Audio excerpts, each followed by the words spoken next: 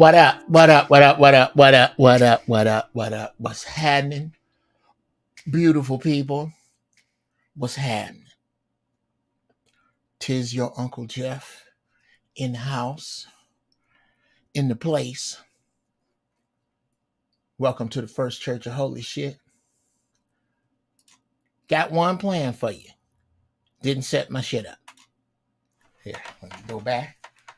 Thought I did everything. Apparently I did not. So,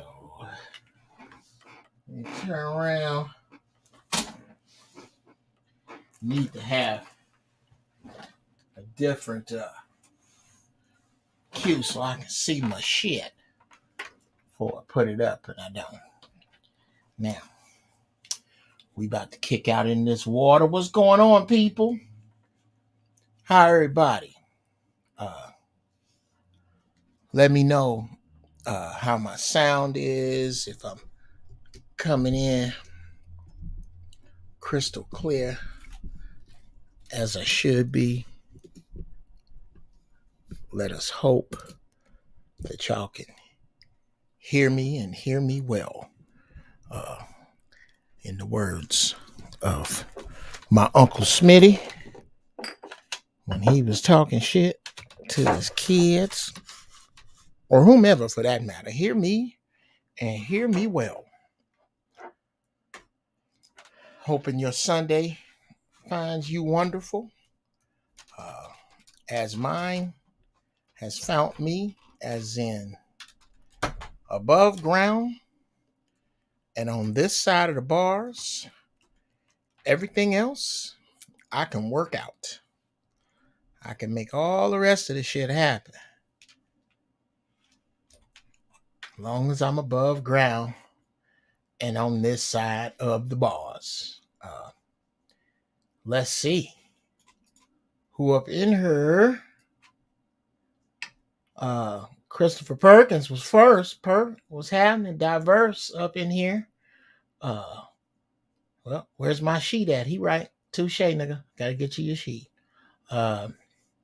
Yogi Fish. True, Dre, Frank, Cousin Annis. Off we go.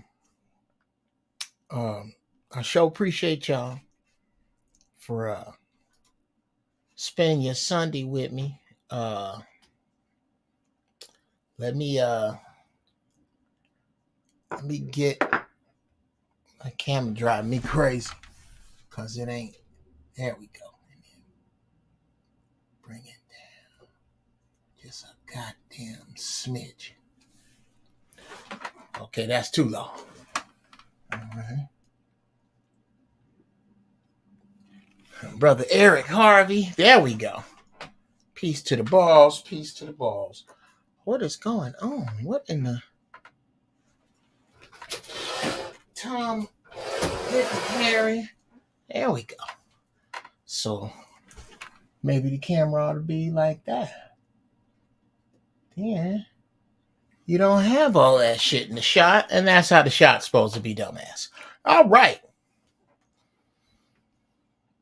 Well, hoping everybody is well. For those of you who, as everybody's still filing in, for those of you who this may be your first time, there's Auntie. Hey. If it is your first time in the First Church, let me welcome you. But you know what we do around here. I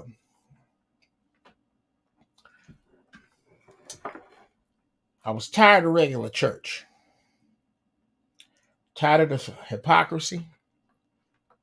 Tired of the games. Tired of the big eyes and little U's. Kevin Kennedy, I was tired of Jasper ass shade tree house coons. Prancing they thinking they rich ass around. After hoity-toity and holier than thou. And Somebody fucked up, told me God was everywhere.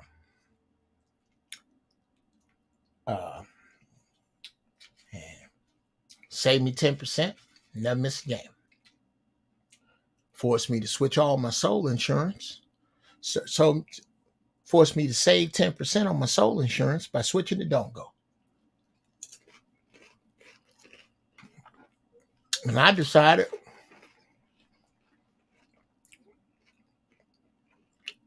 if these half-ass, pimping line, shoe booty ass, Jasper ass, shade tree house coons could talk about the Lord or the Creator or the Most High, so could I.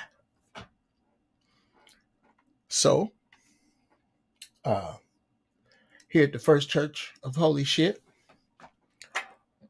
we discuss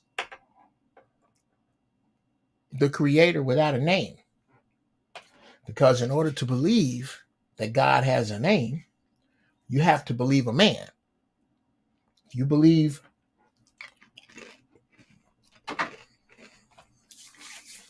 having veggie chips and little sauce, if you believe God's name is Buddha, Allah, Jehovah, Krishna, or a bag of jump ropes, you got to believe a man. You don't have to believe a man to believe that the Creator exists. And that's exactly the place that I teach from. As it comes to me, I give it to y'all and vice versa. Y'all give me stuff all the time. And that's what we up in here doing. Somebody was asking about you there, Zero. Shout out to my man Spliffs, making my shit happen on my page. I have quite the service set up for us today. I hope it works the way I think. If it does, we are going to have ourselves, well, we're going to have a ball anyway, because, you know, and peace to the balls, to my man Spliffs.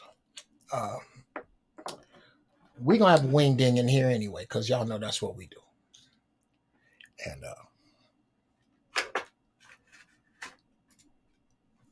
thank you, Brother Christopher. I'm trying. I truly am trying to be a holy man. I truly am.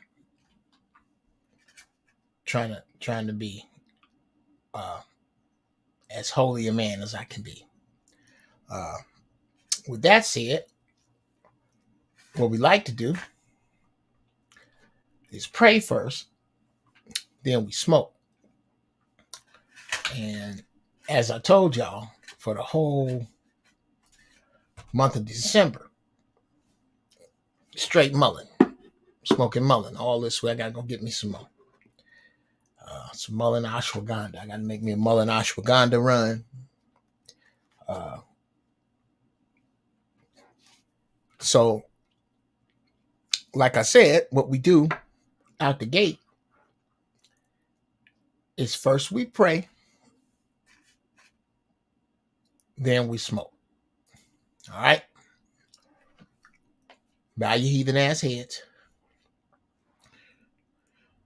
Creator, we thank you for this day, this opportunity to come together and be honest with one another, to be straight with one another, to call it just like it is. I ask that you give me the courage and the words for that. To not run from honesty, even and especially when it pops up about me. Let me be real with these people. You sent these 17 people here for a reason. And I'm glad to have each and every one. Let me share something that touches them so they can touch somebody else. Let them share something with me that touches me so I can touch somebody else, because we are more than aware that we are not blessed for ourselves. Creator, send me a troll. I mean a troll on a motorcycle. Send me a troll for real. if you so see fit, because you know there is no troll without a lesson. And I like teaching them. And I'm what, 5-0? Yeah. I love teaching lessons through trolls because they bring just the right lesson at just the right time. It's crazy how that happens. Open our minds and hearts. Let us see, let us feel, let us experience, and then let us go forth and share. I ask these blessings in the name of my Creator and of my ancestors, a God whose name I know not, because I have to believe a man. I don't have to believe a man to know that you're real, and I thank you. In all y'all's name. And it is so.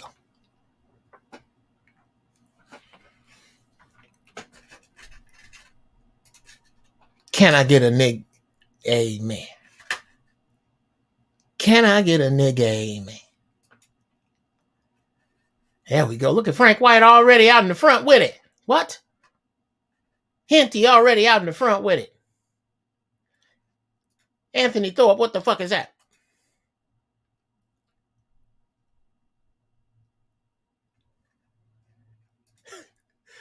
You need to get that gorilla clip from Planet of the Apes by your head.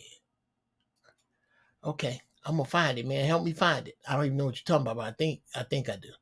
It's more than likely some dope shit for the show, of course. So, all right, let's get right into it.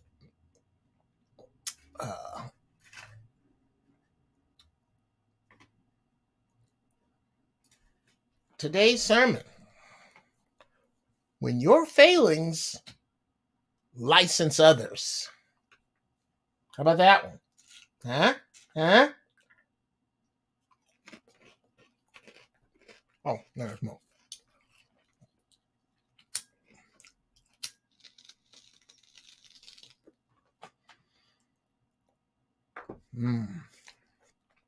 That is really good. That is really, really good. Cutlass, what's happening? When your failings license others. Now, I'll tell you where this comes from. I was fishing around looking for a sermon. Speak to me, Creator. Send me something. And you know, I don't bullshit y'all. When I don't give nothing, or when I don't get nothing, rather, I don't give nothing. Because, as y'all can see, I'm not doing this for money. So I ain't gonna even hoop. I ain't gonna stand around hoop and holler about nothing when I got nothing. I leave that for the pulpit pimps to do.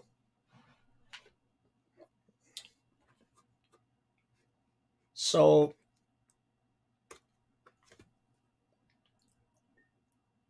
I was YouTube surfing and I ran across the latest Jasper ass Shade Tree House Coon, see what they done there commentary. And this time it happens to revolve around an HBCU incident where this beautiful young sister named Layla Hamoud was arrested basically for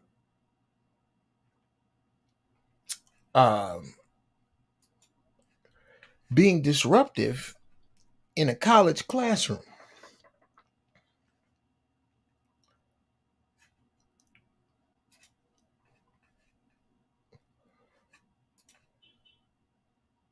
I don't know, Yogi. Thank you, bro. But I don't know when I start getting in here now. Oh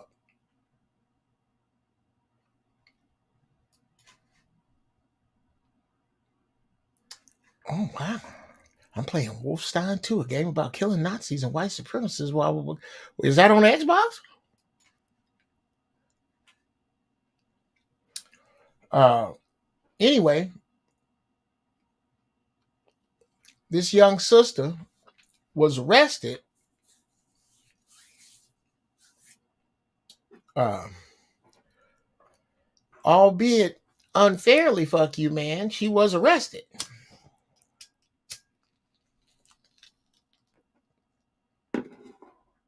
And I got a few opinions that may raise some hairs on some niggas' necks.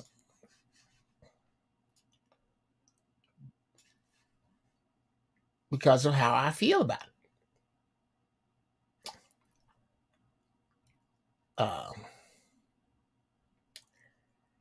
And I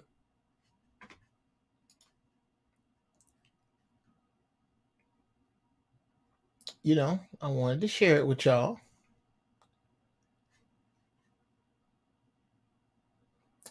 And see what you thought. So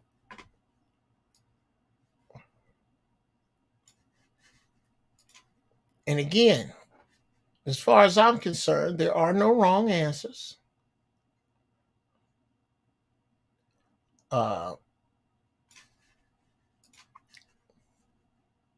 As we move forward,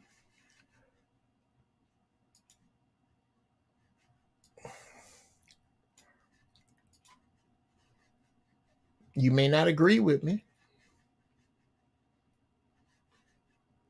and you have that right. But I want to know how y'all feel, black people. Check this out. You're hurting me really bad, bro. Please get off of me. And she's still standing there letting this happen. Like, exactly. I hate you. It already escalated. She's not just going in here. I swear to God, I hate you. I swear to God, I hate you. I swear to God, I hate you, bro. You're the worst teacher ever. You can get me taken out of here because I want to apologize. Because I want to apologize. You started yelling at me. You tried to embarrass me about my paper. You're a terrible teacher. Is somebody recording this? Oh, everybody is. You're recording everybody because that's ridiculous. Yes, that really is. For letting this shit happen. She sit here and say she loves black people and stuff, but you let this happen to her. Come on, guys. You yelled at her first. You yelled at her first, but you want her to apologize. It doesn't make any sense. You hear everybody say I have literally raised my GPA. I graduated by 8 grades. I'm not no dumb bitch. I'm not stupid, Dr. B. The whole class. I'm so mad. Anybody in the valedictorian, bitch. What the hell? And that's about enough of it. That's plenty. And let me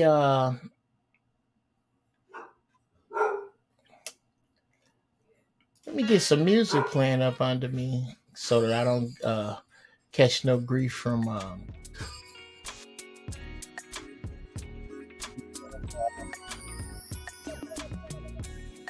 Yeah, you're right, Swift.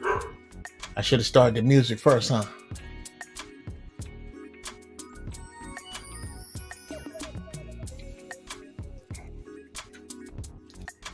He was right. I'm supposed to start the damn music. I'm telling you, I'm gonna get this right one of these days, bro. Okay. Now,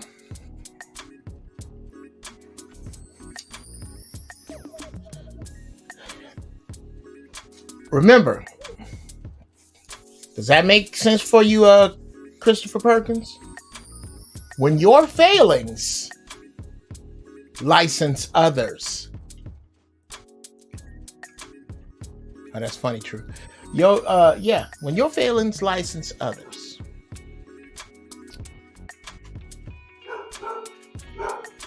Who is?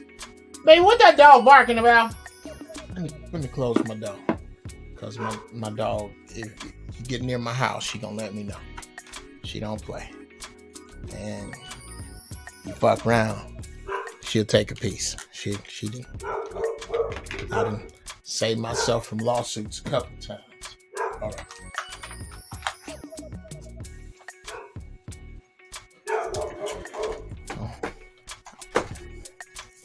All right, Mama. Now, hush. Enough. Shh.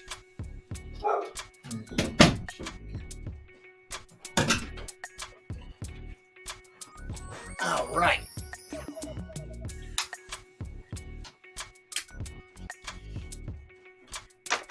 Hilarious. My dog saw the video, did she?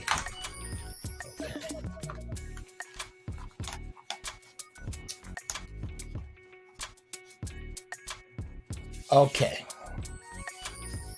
Now,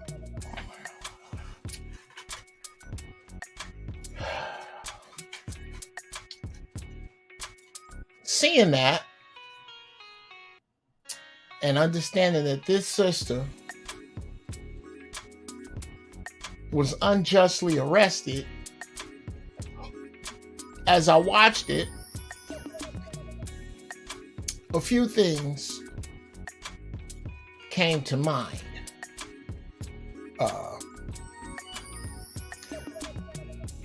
Number one, and we're going to get deep into this.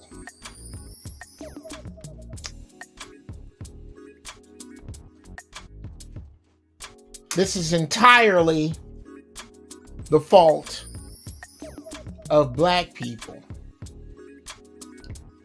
for the following. A, this is exactly what you get for letting your oppressors teach your children. That's what we do. That's what we do. Brilliance. Brilliant spliffs.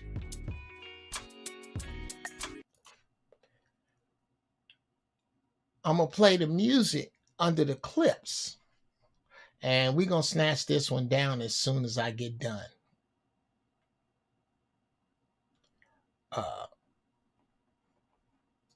Yeah, Jan, my dog is, it's my baby, because she is not playing with you. This is an HBCU, is it not?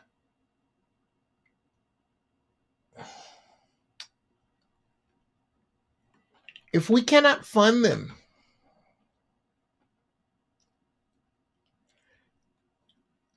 if we cannot maintain them, if we cannot control them, if we cannot staff them, then maybe we should have fewer of them. Maybe you shouldn't have an HBCU. Maybe we should close your shit down if you can't find all Black teachers. And I don't give a fuck how that sounds. Are you telling me that there is such a shortage of Black professors in this country that we can't get one school full of them?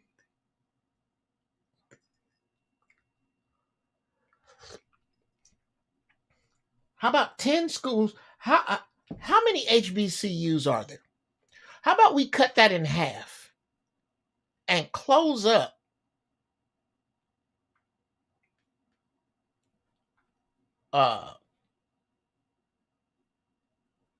half of the HBCUs? Maybe we don't need them all. Maybe we need to stop sending our children to these places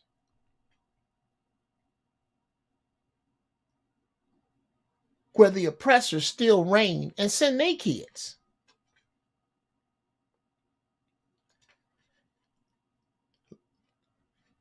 Kels with the question hit over the wall. How is a white teacher teaching at an HBCU? Ain't it historically Black? It say right on the historically Black. That is what HBCU can stand for, ain't it?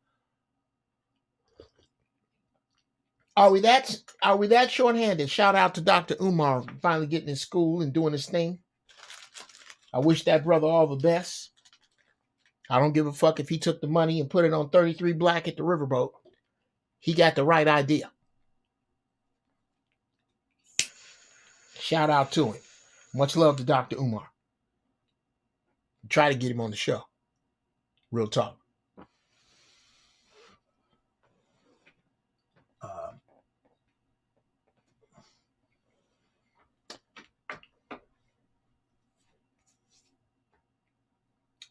Thank you, True. True busting in with the facts. There are 107 HBCUs. I'm going to go with that number. There are 107 HBCUs. Maybe there should only be 53 and a half. And we take all them people and all those resources and dump them over into the other schools and consolidate. Because anytime you are short-staffed enough to have a horrible motherfucker like this, anytime that your curriculum is too heavy, your resources are spread too thin, your alumni are not giving back much or enough, to the point that a white campus police officer gets to put his hands on a sister for any reason. Perhaps there's too many of y'all. I'm not going to go down the if she was white. I'm not going down that road. Okay. This teacher is no doubt, because she has a Spanish last name, a Spancasian. Ooh, I like that. Like that. New term. Writing it down.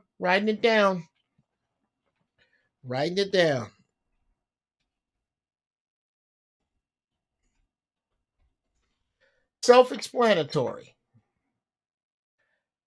I ain't even got to explain that one. A Spancasian. She's Spancasian.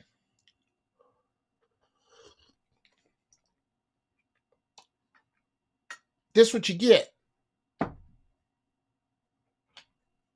Now, for those of you who don't know,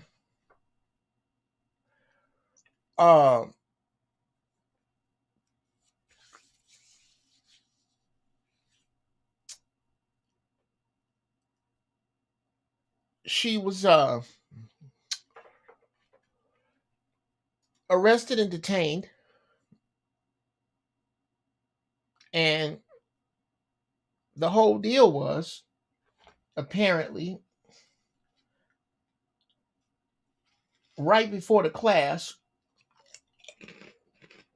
6 hours, according to the young sister Layla, this Spancasian lady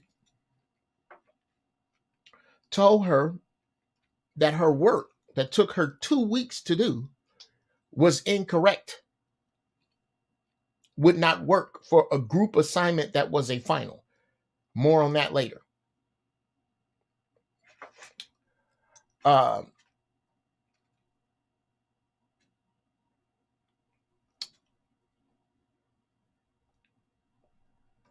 Apparently words were exchanged. And the young sister got up, was loud, boisterous, and dropped the F-bomb. For that,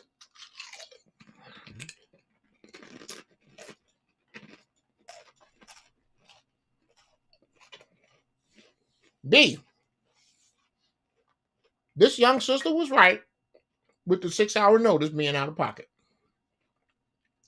She was also profoundly disrespectful and out of line. She played herself here.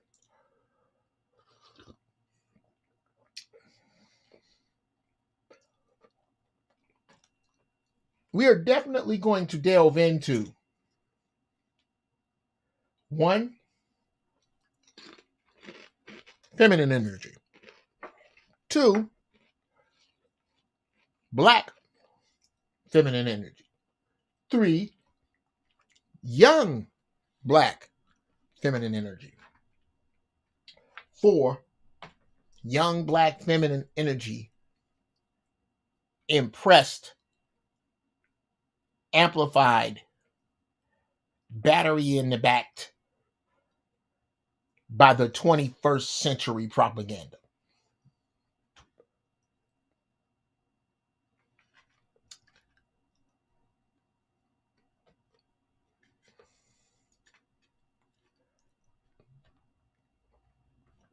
C, if the police take her, we all leave and will take whatever failing grade from you, and no one black will take your class after this. Try us. This statement was not made because we are docile. You ever heard about sit-ins and strikes and shit at colleges? Sam Jackson kidnapped somebody when he was in college.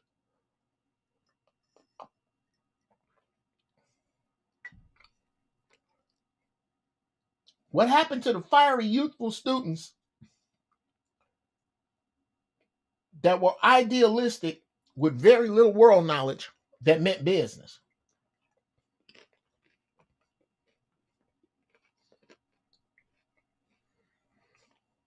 Where are they?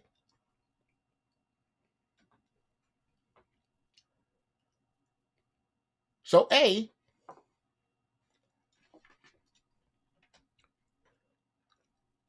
this is exactly what you get for letting your oppressors teach your children, is our failing. And it licenses others to take jobs at these schools. It licenses others to take license with our dignity and our humanity. That is our failing. This young sister being profoundly disrespectful and out of line, or we going to deal with that a little later. I don't want to spoil it all. If the police take her, we all leave and take whatever failing grade from you, and no one black will take your class after this. Try us. The lack of balls to take this direction licenses others. Ain't shit gonna happen.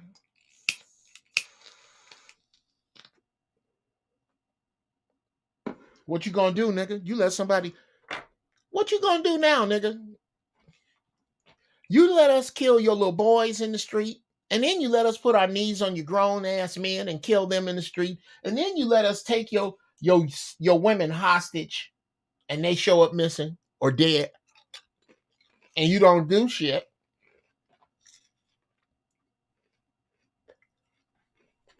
Them kids didn't make that statement because their parents come from too much.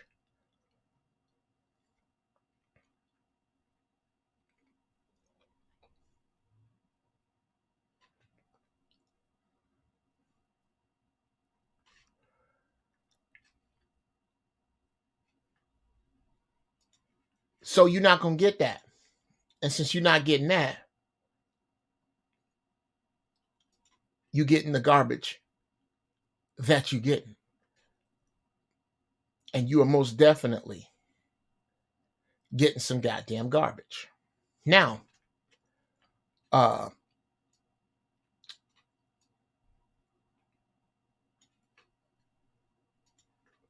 what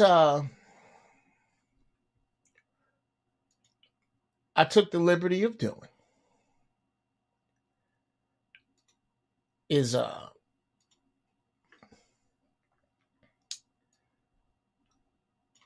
saw this from Roland Martin's show.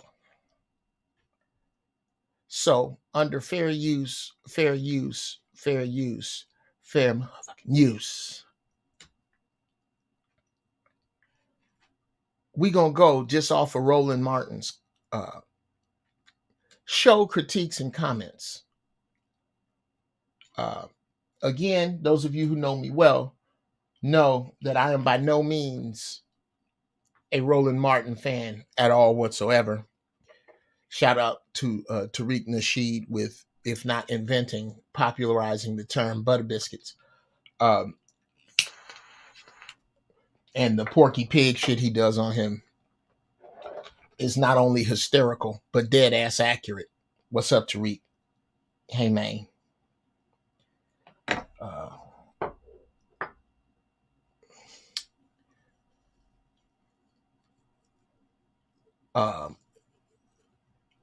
He had a panel.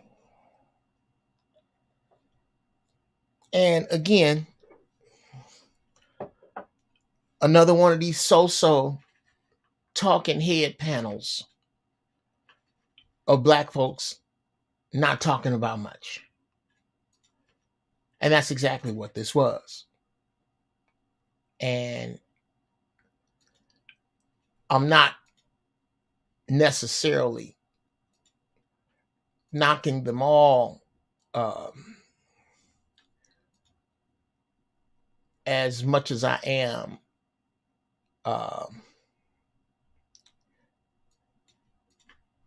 not a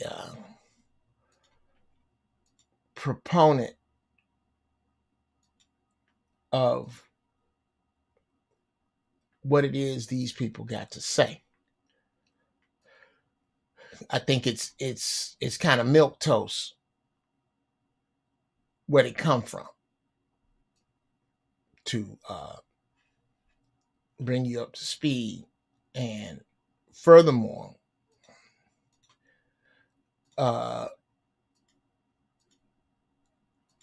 just from the place of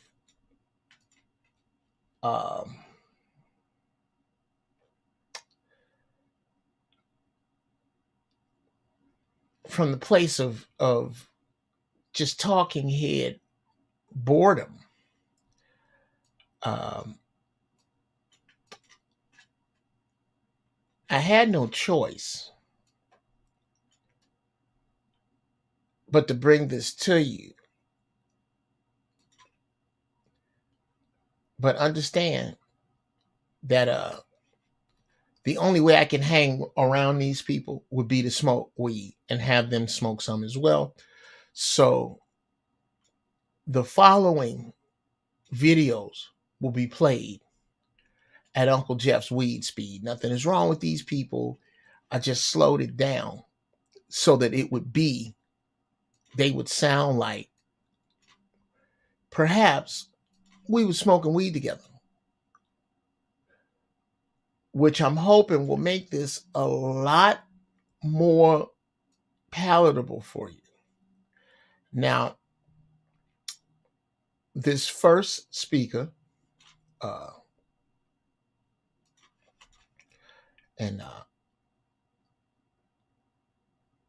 let me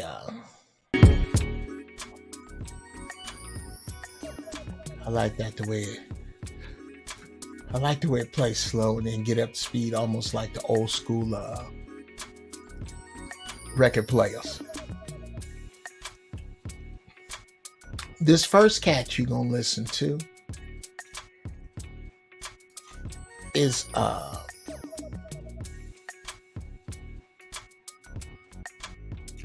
Dr. Larry J. Walker. Now, and again, remember, this is at Uncle Geoff's weed speed.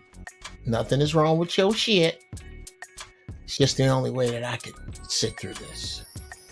So, Roland, I'm looking at this from a number of perspectives. I'm an HBCU alum. My son is also currently enrolled in HBCU. And as you mentioned, I'm a college professor. So sometimes you have conversations with students, debates in class, and this is what higher ed is. You engage in passionate discussions, but this is really a failure. This is a failure by the professor. And I watched the young lady's, her entire Instagram, and in terms of her video, in terms of describing everything that happened from beginning to end. And as an instructor, first of all, and we even know this, we're not just predominantly white institutions, but HBCUs, and you saw this, and this is a situation that law enforcement can be deployed and also be responsible for creating more trauma for Black students. You should never call law enforcement unless we're talking about violence, in terms of somebody using a weapon or a knife or some other situation. I would have never called law enforcement. I've never gotten to the point where I had to call law enforcement for a student. I currently teach at a predominantly white institution. I've also taught at HBCU. I have never engaged in it and gotten things that have gotten that heated or what I felt like it was dangerous and my life was on the line. This professor didn't take the necessary steps in terms of whatever feedback she was giving her on her paper, in terms of a realistic timeline to say she needed to rewrite the paper. That was also a misstep. And then engaging in that student in class. Now, if she decided to engage her, shouldn't engage her after class and had a conversation shows a level of respect. Because you heard the young lady said she felt like she was being disrespected. That's good enough. Okay.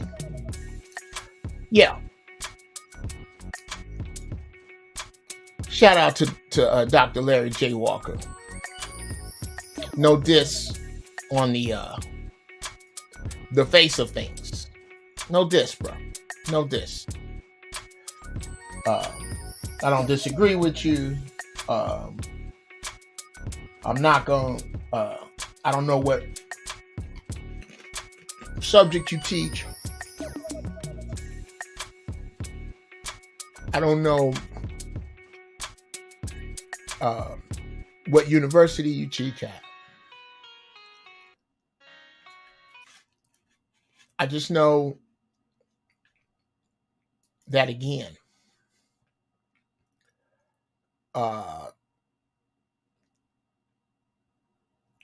we are a little soft on our responses generally, and that was a bit of a soft response to me. Now, here's something I'm not going to say often.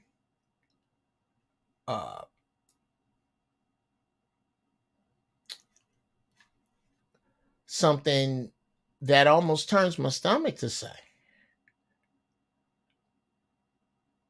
I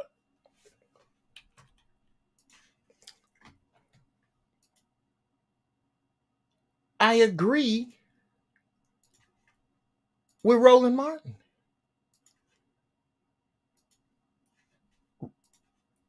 Roland Martin had a take on this. And believe it or not, I don't think he's that far off.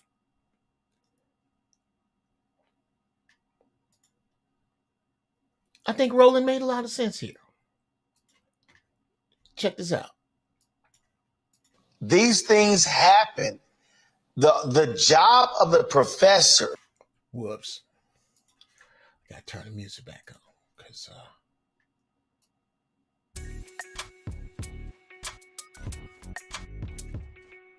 yeah. Fair use. We finna get down like that.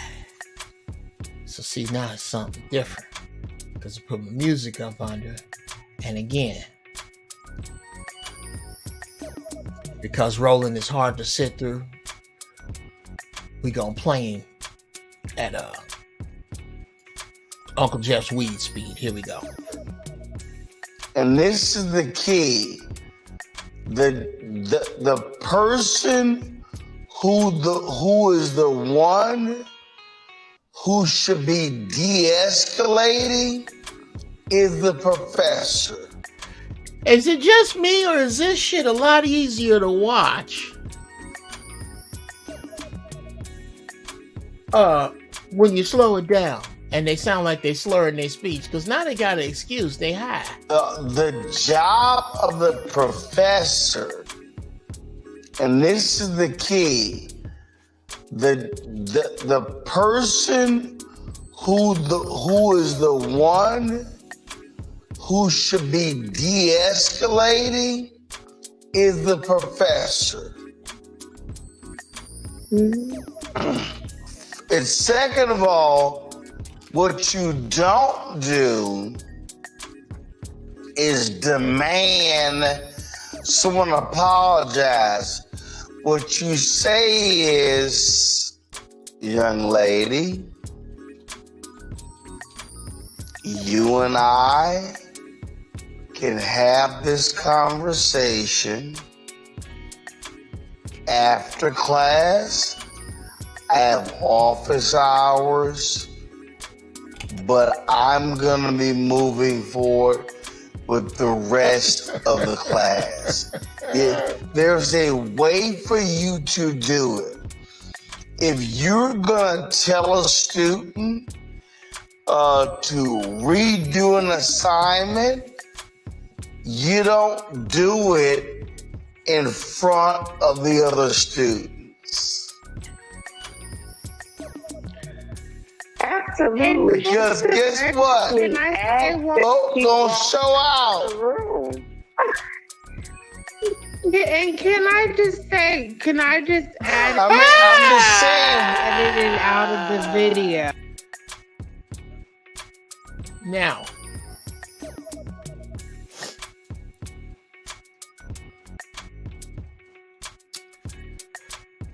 I'm thoroughly enjoying this because it's really the only way I can listen to this shit with a straight face or and be entertained by it at all without my outrage for where the base principle comes from.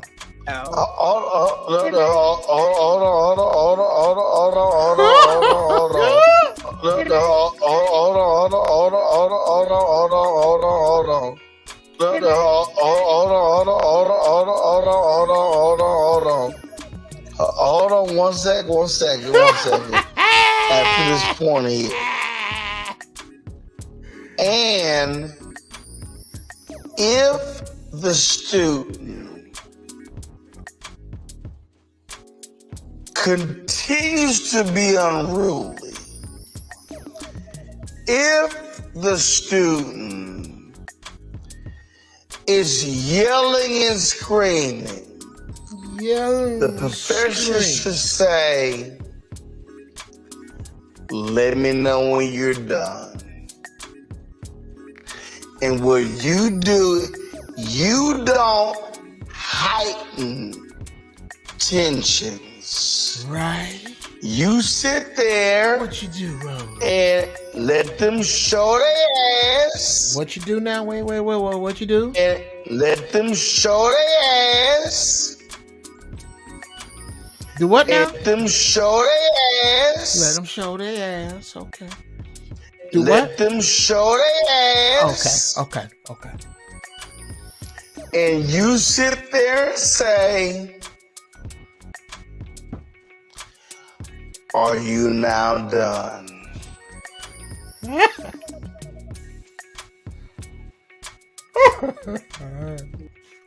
Ooh, man, I should not be having that much fun. I didn't think I was going to enjoy it that much. I really didn't think I was going to enjoy doing that much. I just came up with Uncle Geoff's weed speed and said, fuck it.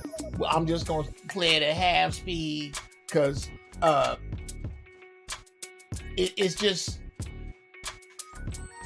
it's a bunch of mindless shit with the exception of that.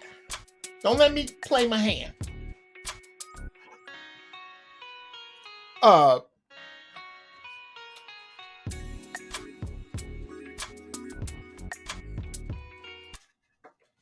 With the exception of that,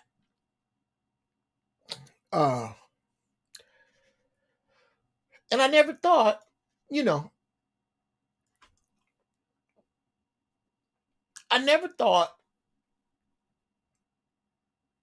that I would agree with Roland Martin, because generally I don't.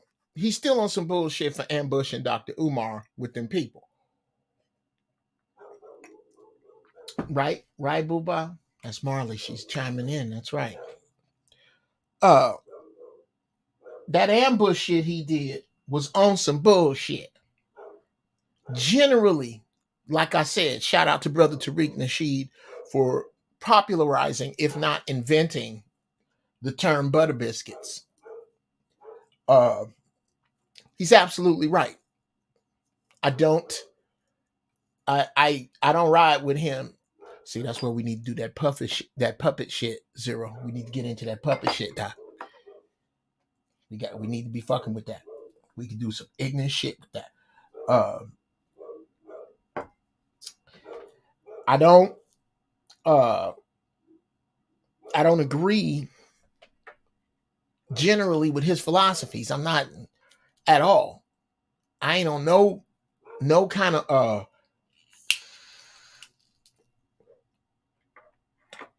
platform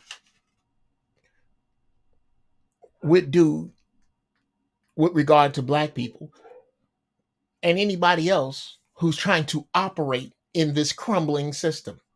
I think that's some bullshit. That's not the worst idea in the world, Spark One. That is not the worst idea in the world. I really don't. I don't get down with them. But I agreed right there. That's how I would have handled that, sister. You done? Because this is my class and you can take a 0 for your final if you'd like. Or you can take a seat. Those are your choices. Now, I don't care what the rest of your life look like, to be honest with you. You do what you want to. But if you don't stop being disrespectful in here, here's what's about to happen. You about to smooth get a 0 on your final with your friends and for your group. So I strongly suggest that you hush. I strongly suggest that you hush up all that. But that's not what happened, because again, whether we like it or not, whether we want to deal with it or not, Roland and people like him are a part of our culture. What tattered remains of it that we have. Now, the plot thickens because there's more people on this milquetoast ass panel, because that's what it was to me. It really was a useless talking head panel, which is generally what they are. They generally are useless talking head panels that have niggas on there with see there what Whitey done to us talking points that just get old from my perspective and in my opinion.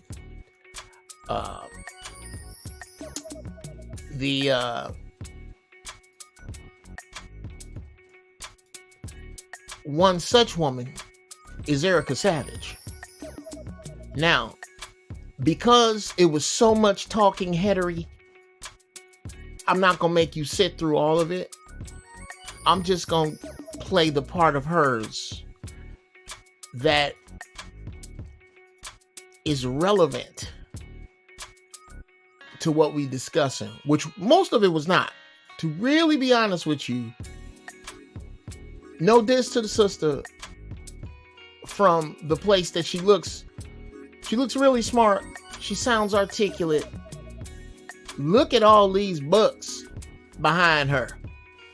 She made sure that's where she set that goddamn camera up. So you can see she been doing some fucking reading. So I don't, no diss to the sister's intelligence. But when I tell you, you can go back and watch it for yourself, just a mouthful, just a fucking word salad. This is what you're going to be dealing with. Now, you deal with it how you want to, but go back and listen to it. I abbreviated it to here. I'll stop here because Reese did an eloquent summary on this earlier that I would encourage everyone to go to Black Women Views Media, Instagram, Twitter, to just listen to what the response is on a person that really understands where they're coming from. Oh yeah. That gives that institution a lot more to deal with. So really kudos to Leva, and really shame on this institution for the way that they have what it seems like really has backed up someone who, if they would have done a cursory search, what you did, Roland, would have seen that she's been problematic for quite some time. But see what I was talking about? I accidentally gave you, and there's double that amount of time of just fucking subject predicate gobbledygook. But here's the part that sticks out the most. I'll stop here because Reese did an eloquent summary on this earlier that I would encourage everyone to go to Black Women Views Media, Instagram, Twitter, to just listen to what the response was to this situation. Now, let's discuss the heifer in question. Woo! You talk about some hoochie talking points. This is a new terminology. Hoochie talking points. They exist. These are points made by hoochified black minds. I will state my case and prove it with the following.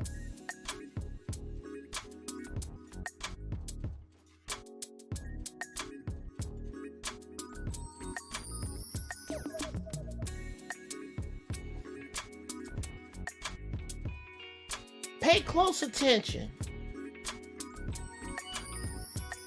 to Roland Martin's energy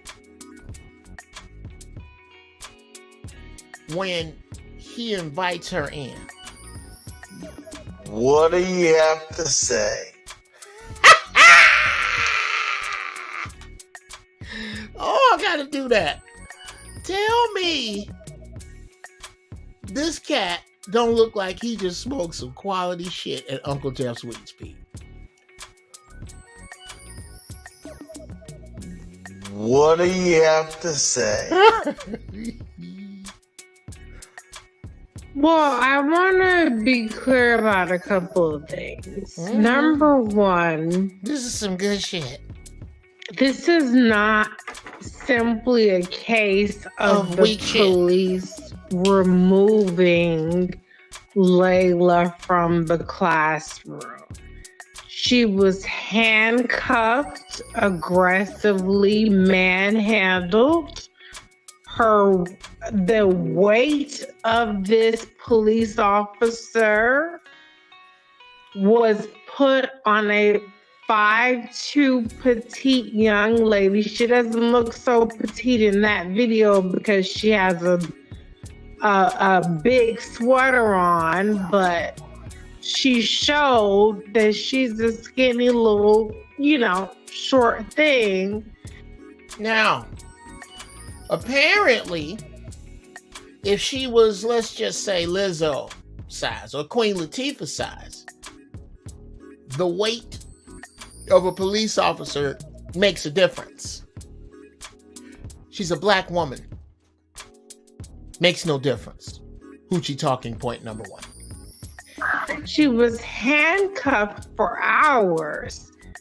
She was transported to a jail and charged before a judge with 2 misdemeanors. I know that people don't like mouthy black girls. I know that people don't like black girls getting out of turn, getting, not. Okay. We will most definitely cover mouthy black girls. We gonna get smooth up in that. But to save us time, let's hop ahead to get to these hoochie talking points. This program to begin with. Right. I think we all could concede that perhaps she could have just left. Perhaps she could have just left. Perhaps she could have just left.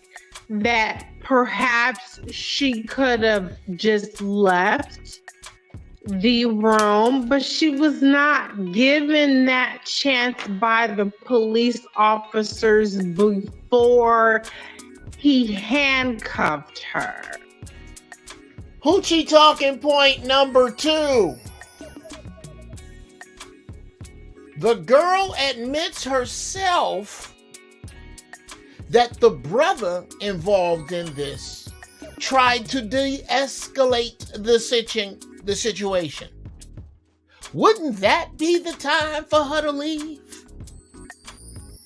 This is what happens when you let hoochie-minded people speak up for you. I'm sure she's probably a genius working on time travel and the cure for cancer as we speak. But when she spoke under the influence of Uncle Geoff's weed speed, this is what she had to say. As far as she understands, she's having a conversation, as she's probably had many times with the professor, as you should be allowed to have in an environment that's supposed to be safe and inclusive for intelligent, bright, young Black people. She was valedictorian. Valedictorian? Man, this is so much better when you slur them up. Let me cut to. Yeah, I was looking. Okay, here we go. This is when your testifying witness talks just a little too goddamn much. That she was having at that moment did not warrant being handcuffed. And I've been in this situation because I've had a conversation. I've been in conversation in front of a white police officer. What a shock. You've had run-ins with the law with regard to disorderly conduct? You're fucking kidding me. I've been in this situation because I've had a conversation. I've been in conversation in front of a white police officer. No. Where arbitrarily he decided that he was going to handcuff me and haul my black ass out. And I was in stiletto high heels, dressed up, got my boots out. You know, I was looking good. I was in Vegas. All right. Do you understand what you just heard? I was looking good with my boobs out in Vegas as a defense. Whose auntie? Think hard. I want you to get in the Wayback Machine, people. Whose auntie is this? Is this the auntie you wanted to come to parent-teacher conference night? And cuff me and haul my black ass out. That's the one you want speaking on your behalf. That's who Roland dug up. This is the best we could do. And I was in stiletto high heels, dressed up, got my boobs out. Yeah. Got my boobs out. Okay, this is an attempt at cheeky humor, but is a precursor to the true problem that we should be about fixing here. I was looking good. I was in Vegas. And he decided, okay, I'm done with this black bitch. She got to go. Now, a police officer was driving down the strip, saw what you rarely see in Vegas or anywhere, because sisters have so much class. That's out. And I was in stiletto high heels, dressed up, got my boobs out. Yeah, I was looking good. I was in Vegas. Right. Got my boobs out. Yeah, I was looking good. I was in Vegas. Got my boobs out. Yeah, I was looking good. I was in Vegas. That auntie. How many of you believe the police officer was just driving down the street looking for some niggas to harass and saw her? Because that would be arbitrary, wouldn't it? Or is she trying to allude to the fact that she was with a flock of hoochies? Which I'm sure, if we scour the annals of American history, we will find where she comes from, which is the Flockahootchee tribe. Oh, I gotta write that down. This woman here is from the Flockahootchee tribe, self-admitted. And he decided, okay, I'm done with this black bitch. She got to go. She got to get arrested. Now I acted a plumb fool, and I didn't get arrested. What a shock! Does anybody else believe this? I acted a plumb fool. Does anybody else have a hard time with that? You did what? Neesy Reesy? She got to get arrested. Now I acted a plumb fool. No!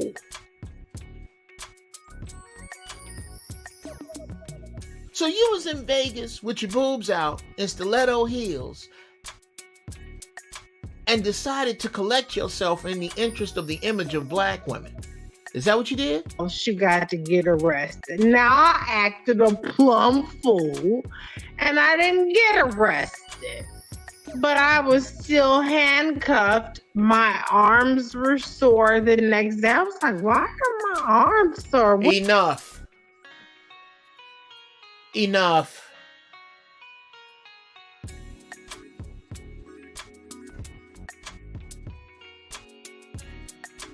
This is exactly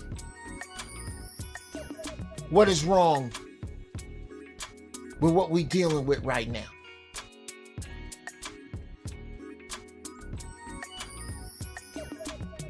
Really? Really?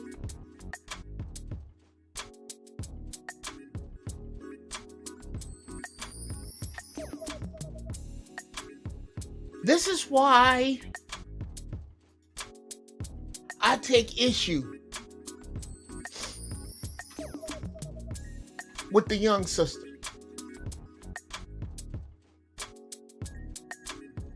Young sister Layla. Here's her energy on the same road. It's like, what at me? And you dropped the F-bomb? Yes, I did drop the F-bomb and told you I'm not fucking stupid. That's what I told you. So I'm sorry the F-bomb hurt your feelings. So sorry, baby, we're grown. So I'm sorry the F-bomb hurt your feelings. So sorry, baby, we're grown. So I'm sorry the F-bomb hurt your feelings. So sorry, baby, we're grown. Now, I am not going to put her on Uncle Geoff's weed speed because she's a young sister and I don't want to put that out on this young baby. I don't. She's trying to better herself. She went to school. From what I understand, she's a valedictorian of her class. And that part of her get down, I absolutely, unequivocally salute. Do your thing, young girl. I'm proud of you from there. I'm happy for you from there. But your attitude stank. I can look right at it. They'd already put this out in this interview. We do not like young, flippant black women. And you tried to angle it over on the white folks' side. Alert. Niggas don't like it either. There is a saying, thank you, Marley. There is a saying that was not aimed at or invented by black people. Your attitude determines your altitude. She handled this situation exactly the wrong way. There were 100 other ways to deal with this that would leave her with a respectable out. She didn't take none of them ways. Oh, you gonna get funky with me? Well, then I'm gonna get funky with you. Young sister, the universe is tired of that. That white man had no business putting his hands on you. That Spankasian woman had no business treating you unfairly. But you didn't have no business being foul. You did not have to be stank. Your failings licensed others to show you who exactly you are in their eyes. I think they wrong, sis. I think you got a lot to give to this earth. You are the mother of civilization.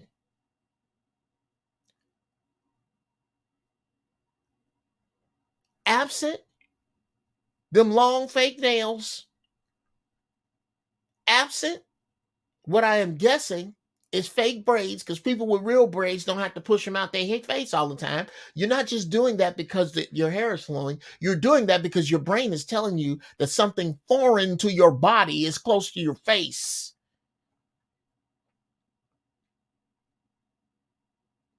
You're better than all this. In your beautiful jet black skin. Oh my God, this girl is gorgeous. In your beautiful black skin, sister. You're better than all of this. Here's something from your Uncle Geoff. You know why the queen's shoes don't get muddy? Because the queen don't walk in the mud. That said, I'm finna open the doors of the church in this mother.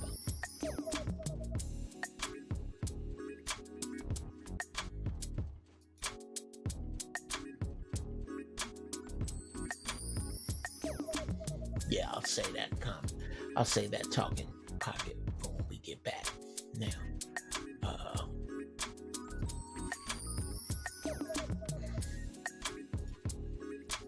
let me open these doors up. on you pimps.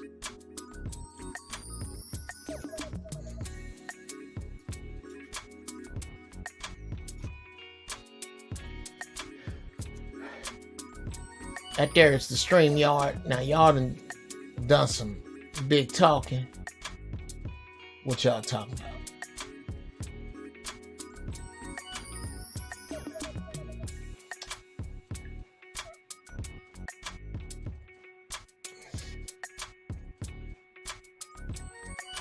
Black people won't move forward with rolling in the way. Wow.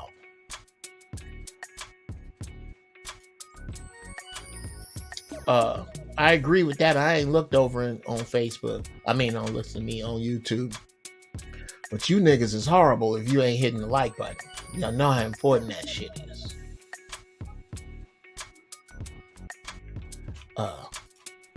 Tony Mac, I had to sit tight, true. I had to play back slow on purpose. I guess you didn't see you was because you got your ass here late. I put up a disclaimer. Video being played at Uncle Geoff's weed speed. So you can sit through it because it's just fucking mindless fiddle faddle. Just fucking word salad is what most of it was. And I wish this sister no ill will. Sister Layla, I hope this pans out. Sadly, in my opinion, your people is gonna let you down again. Because y'all should have had what should be happening is CNN coverage on the city that this school is having done by every black student until this teacher resigns. We're going to all put our degrees on the line. Seniors and everybody is going to put their degrees on the line for this shit because we're not coming back to this school until she is gone.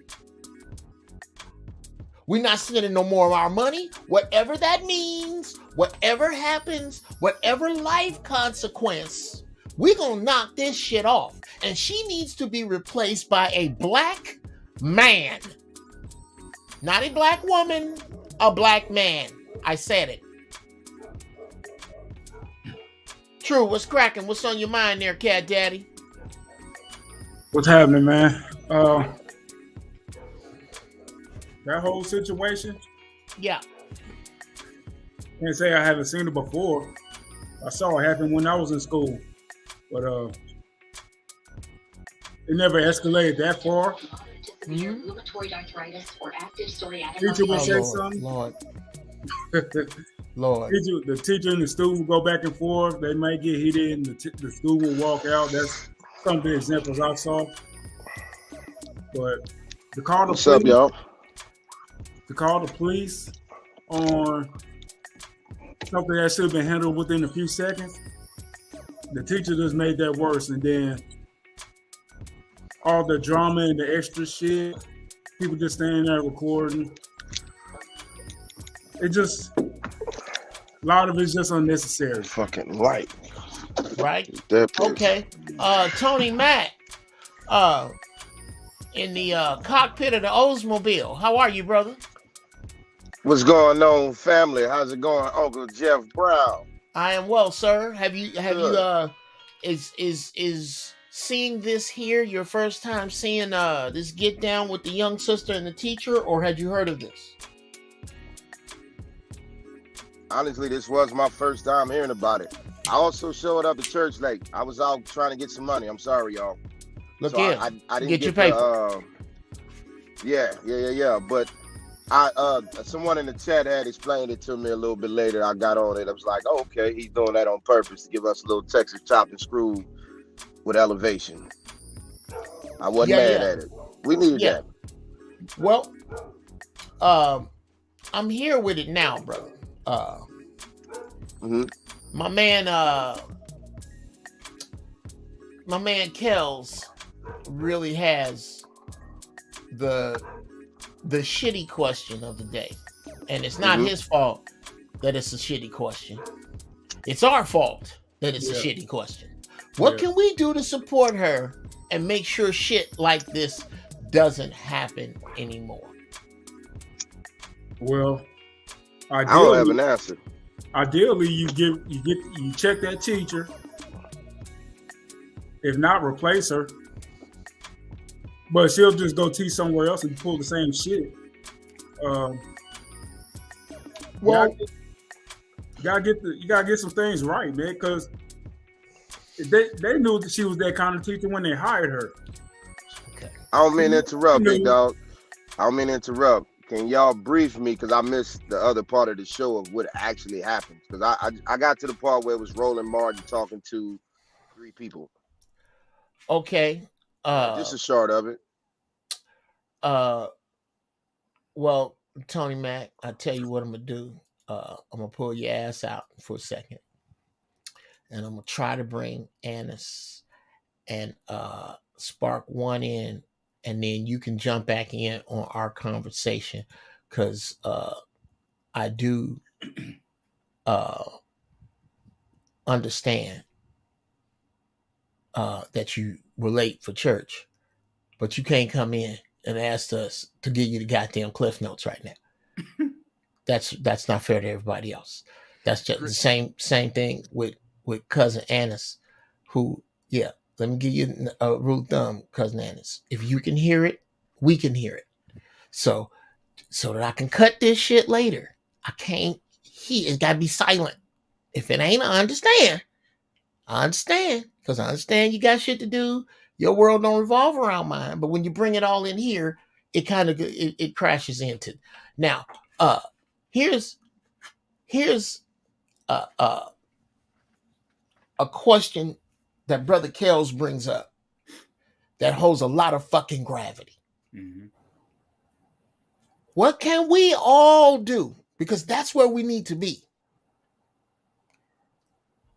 Man, it had to start earlier than college, for one. A lot of parents don't want to take time to teach their kids. Some can't because they're working and whatnot, and that's understandable. But some parents don't want to be around their kids, just will put them off in the public school system, knowing that the bullshit they're going to learn there is exactly that. But don't want to teach them any different when they come home. I've seen a lot of that. Just do it. I've seen a lot of parents just send their kids off into this public school system. Do what they tell you to do. They don't even bother to look over the kids' homework with them. If you come to them with questions, sometimes they don't really trying to look up shit and try to give you some information. When I was a kid, I did most of my shit on my own. I learned most of my stuff on my own.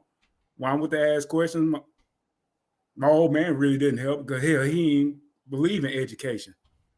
He hated education. Oh, wow. Go into that, man. You say he hated education? He kind of had this thing where he looked down on people who try to educate themselves. It's like he was the type of cat. He did enough to graduate. And he just went to work afterwards. Right. That was. I guess that's how his generation came up. Cause he graduated in 72. Right. He graduated high school 72 and went straight into the workforce. And that was a blessing for those people to have jobs. Right. But anytime somebody did something that was out of the ordinary, like I went to college, went on scholarship, but I didn't graduate from there. I dropped out because shit just didn't work out. And then I got degrees later on in the fields that I chose to study, but I wasn't in a traditional classroom, and he didn't understand that. I'm like, you can teach yourself a lot of stuff on your own. You don't have to sit in a classroom to educate yourself. Okay, now, in case you're just joining us to bring you up to date, you and Tony Mac, a young girl by the name of Layla Hamoud was in a debate with a teacher, and it got out of hand, and the teacher called the campus police on this young sister, a Spankasian woman. And while albeit unfair and at best, an egregious misuse and failure of authority in the classroom. Mhm. And at worst, a potential for violence toward this young girl, because we haven't trampled any police to death yet for being disrespectful to us. Yet. Mhm. Because that hasn't happened. That is valid. That Yeah. could have happened. That's where we are right now. Spark one, and then Cousin Annis. Give me your thoughts. All right. The lesson is accountability on everybody's part, because Wow. it's my understanding, right, that it wasn't even the Spancasian teacher who called the police. It was the teacher in the classroom behind her. Oh, wow. Okay. So for that teacher to weaponize the police and for her to be okay with it, there needs to be some accountability there. Secondly, the attitude not serving you in a public forum, there needs to be some accountability there, because you can't. It's just like with the Kanye West thing. We can say whatever we want whenever we want, but be prepared to be spanked or some kind of consequence from your action, right? You can't throw a snowball and expect one not to come back at you. Of some size. Well, now what's going on there, Cousin Annis? How you, mama? I'm good. How everyone doing? Hey, cousin. We good. Hey, we good. cousin. What's on your mind? What's your thoughts seeing this? I agree with I agree with the brother, because that's crazy. I ain't never seen the video. That was my first time seeing that video Okay. and hearing about it. That's really crazy. It like is mind boggling. You know what I mean? Mm-hmm. So I agree with the brother. I really do. Cause that's not right. It's not right. I don't really have words for it because it's just crazy. Yeah. Unfortunately, it's not the first time it's happened either. Now, Drag. I also want to add, if Yeah. the teacher behind the class is the one that called the cops, that means that class is often disruptive, and she probably deals with that lack of accountability from her students all the time. Possible. Quite possible. However, also possible, Brother Spark One, that this was a gross, let's pretend this was a gross overreach. Mm-hmm.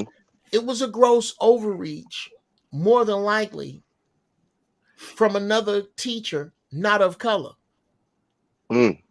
Yeah, that's possible too. Mhm. Okay? Because people of color don't take that kind of shit off of people of color.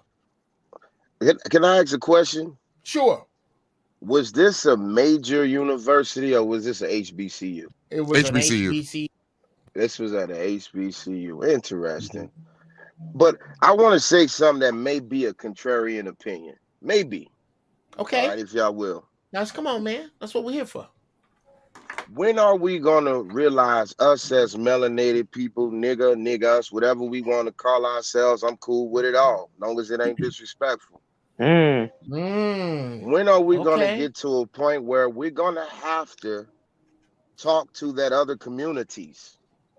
Not with a level of, chest out, y'all going to feel my pain, I'm coming to slap some shit. But to the ones that may actually have a misunderstanding of what the Black community is. Because I'm going to be honest with you, Geoff, you know, in this comedy thing, I go to all these mics, I go to every type of mic in the DFW area. So some are predominantly Black, some predominantly white, some mixed in. And I'm talking to comics, you know, and you know this from this game that comics are going to probably be the most free thinkers you're going to meet. Right. And the boldest motherfuckers to tell you how they truly feel in something.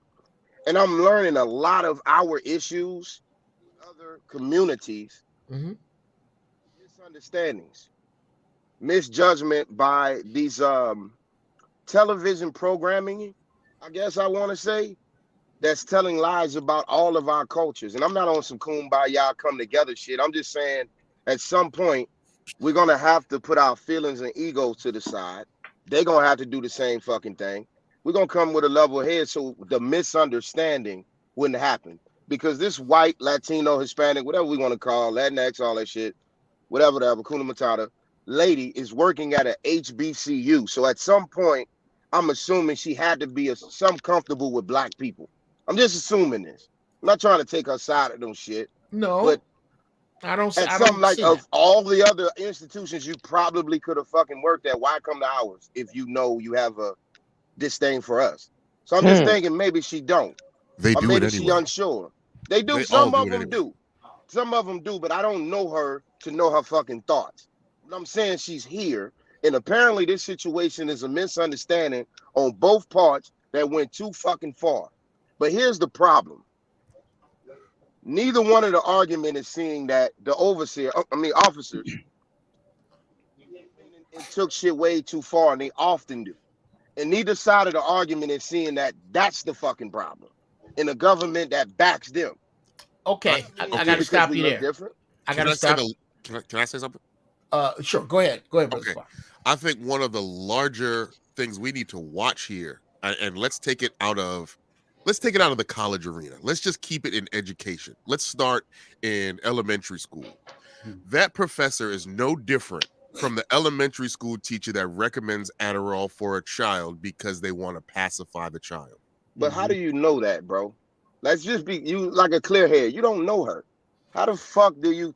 Excuse me, our language, but like sometimes I think we get caught up because this is some messed up stuff going on, and it's playing on our emotions and the trauma that this country done to us.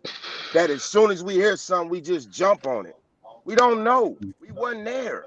Okay. But I'm not taking her side. I'm just saying at some point. Too often we are ultimately pacified by instructors from elementary school to middle school to high school to college, and we've got to sit there and be good little black boys and girls and not be mouthy and not express our opinions, right? Order But works though, G. That's not a race thing. That's not a race thing. Like Geoff got to moderate his show. This is his show. If we going back and forth too far, Geoff gonna. I went to a white institution and they're allowed a lot more leeway in the fuck shit. Come on, man, and they're not recommended for that type of therapy. And I'm not disputing that, brother. And I'm sorry you went through it.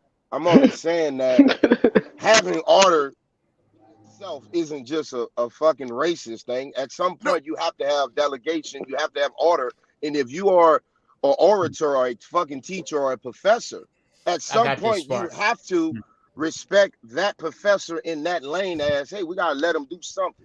Now, if it was on some bullshit, fuck that professor. I'm not defending them. I'm just saying at some point, our youth, not just black kids, get tired of our kids getting picked on because I see it in all races. I'm sorry, I don't know if that's me or somebody static. I'm sorry, no, that was Cousin Annis. Sorry about that. I'm gonna apologize for you, Cousin Annis. I'm gonna take that whipping for you. Give me that lash, Umar, for Cousin Annis. I'm gonna take her lash. But I think the youth today, and with this bullcrap agenda push culture shit going on, is just disrespectful to older people, period. Yeah. Disrespectful to people that can give them resources, period. So I'm like, I can see how maybe that might have led to some hostility on both sides. That's all I'm saying, big dog. That's all. Okay. Because you did say accountability on all parts. Remember let me take that part. Let me take this. Okay. If you go to China,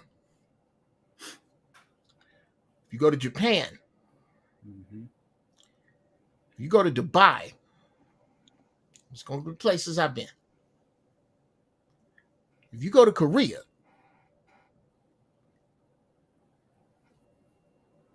if you go to Portugal, you go to Spain, with the exception of studies pointed at your own ethnicity, you will be dealing with the instructors of the aforementioned countries of that heritage. That is problem number one here. Problem number one, which, by the way, Brother Tony Mac, something you miss when you ain't on time. We're going to call it letter A because that's what I called it almost an hour ago. This is exactly what you get for letting your oppressors teach your children. And of I all agree. places, an HBCU, an institution, a group of institutions, a concept, a construct set up because they didn't want you niggas learning at all, and especially with them in the first place. Mm-hmm. So how the hell, how the fuck Tabernacle. did you wind up teaching here? Are we out of black professors who could teach that?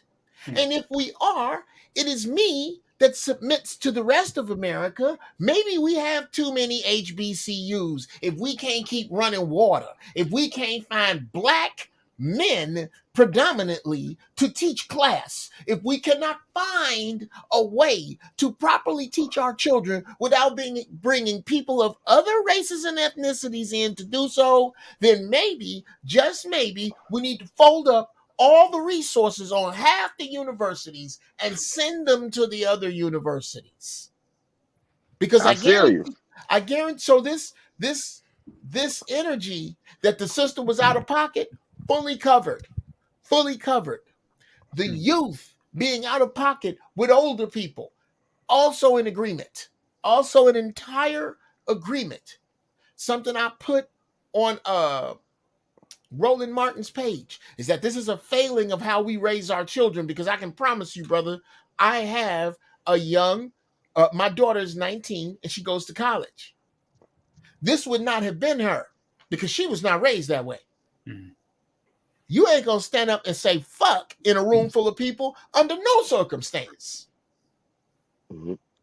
And you're certainly not going to justify it because of the situation and then further be disrespectful because you were raised better than that. Apparently this young sister was not. And that don't start in Armenians' house and Mexicans' house. That starts with us. And while you do address the youth in general being disrespectful, the youth in general are disrespectful, but our youth are in crisis, bro. Mm-hmm. Correct. So, which is why you will never catch me on this show or any other giving anything else to other groups of people than what the White House gives out to us. Mm-hmm. Our thoughts and prayers. Yeah. I got thoughts and prayers for the rest of them. I worry about black babies first. Mm-hmm. And from a black baby concern standpoint, again, I don't see how the fuck we got to deal with people who do not understand our culture trying to regulate our culture. Well, Geoff, when you said it, you said, is it that we don't have enough black professors to work at the HBCU? When you said that shit, a Jeopardy board went off in my mind and said, boom, 500. That's the fucking answer. Mm-hmm. We're not willing to address that part of it. What are we talking about? I'm not trying to say on some, let's fix all of us together, but I'm like, how did this lady get here? How was this job open for her? Or should we say fuck HBCUs altogether? Or should we make our own private institutions? That's on the administration. I think we're really hitting the nail on the head that Dwayne Wayne really doesn't exist. The brother who went to the HBU who came back to support it and taught and then became a productive engineer in society. That how do we? Yeah. That was we just don't hear the message of Dwayne Wayne. That was, we need more of him in these institutions. Because remember, he ended up taking the Army sergeant's job after he retired. Yeah, Colonel Ward. Now, let's stop there. But we don't know what she said, though. Yeah, we don't know. What if the teacher was disrespectful to her? Fuck that is Kel's response. To you, Kels, I say, let me repeat. I have a daughter who is 19 and in college. And if this situation happened to her, I would be flat fucking ashamed regardless. If this teacher stood up and called my daughter a nigger buck wench, this is not her response. Your first response where you even called a nigga buck wench, is to pick up your phone and ask her to repeat herself. If she will not, you are to call me on speakerphone. Call me. Get a video chat with me and go, Daddy, I'm in so-and-so class. Here are my students around me. Say hi to my father. Hey, Mr. Brown. Hey, Uncle Geoff. My teacher just called me a nigga buck wench. I'll be there in 1 hour with 20 bow ties. That's my response to her. Do you know why the queen's shoes don't get muddy, Kels? Because the queen don't walk in the mud. And I strongly suggest you find another way to raise your children than with fuck that. That's a checker's mindset, big dog. You got to play chess in this world. Yes. A lot of people aren't taught that. Got to You play cover chess your in this ass world, so they brother. finish last. There is no excuse. There is no excuse for black women. Here, let me say this. I'm gonna lay this. Hold on. I'm gonna say this, and I'm gonna clear the floor. The floor is y'all's.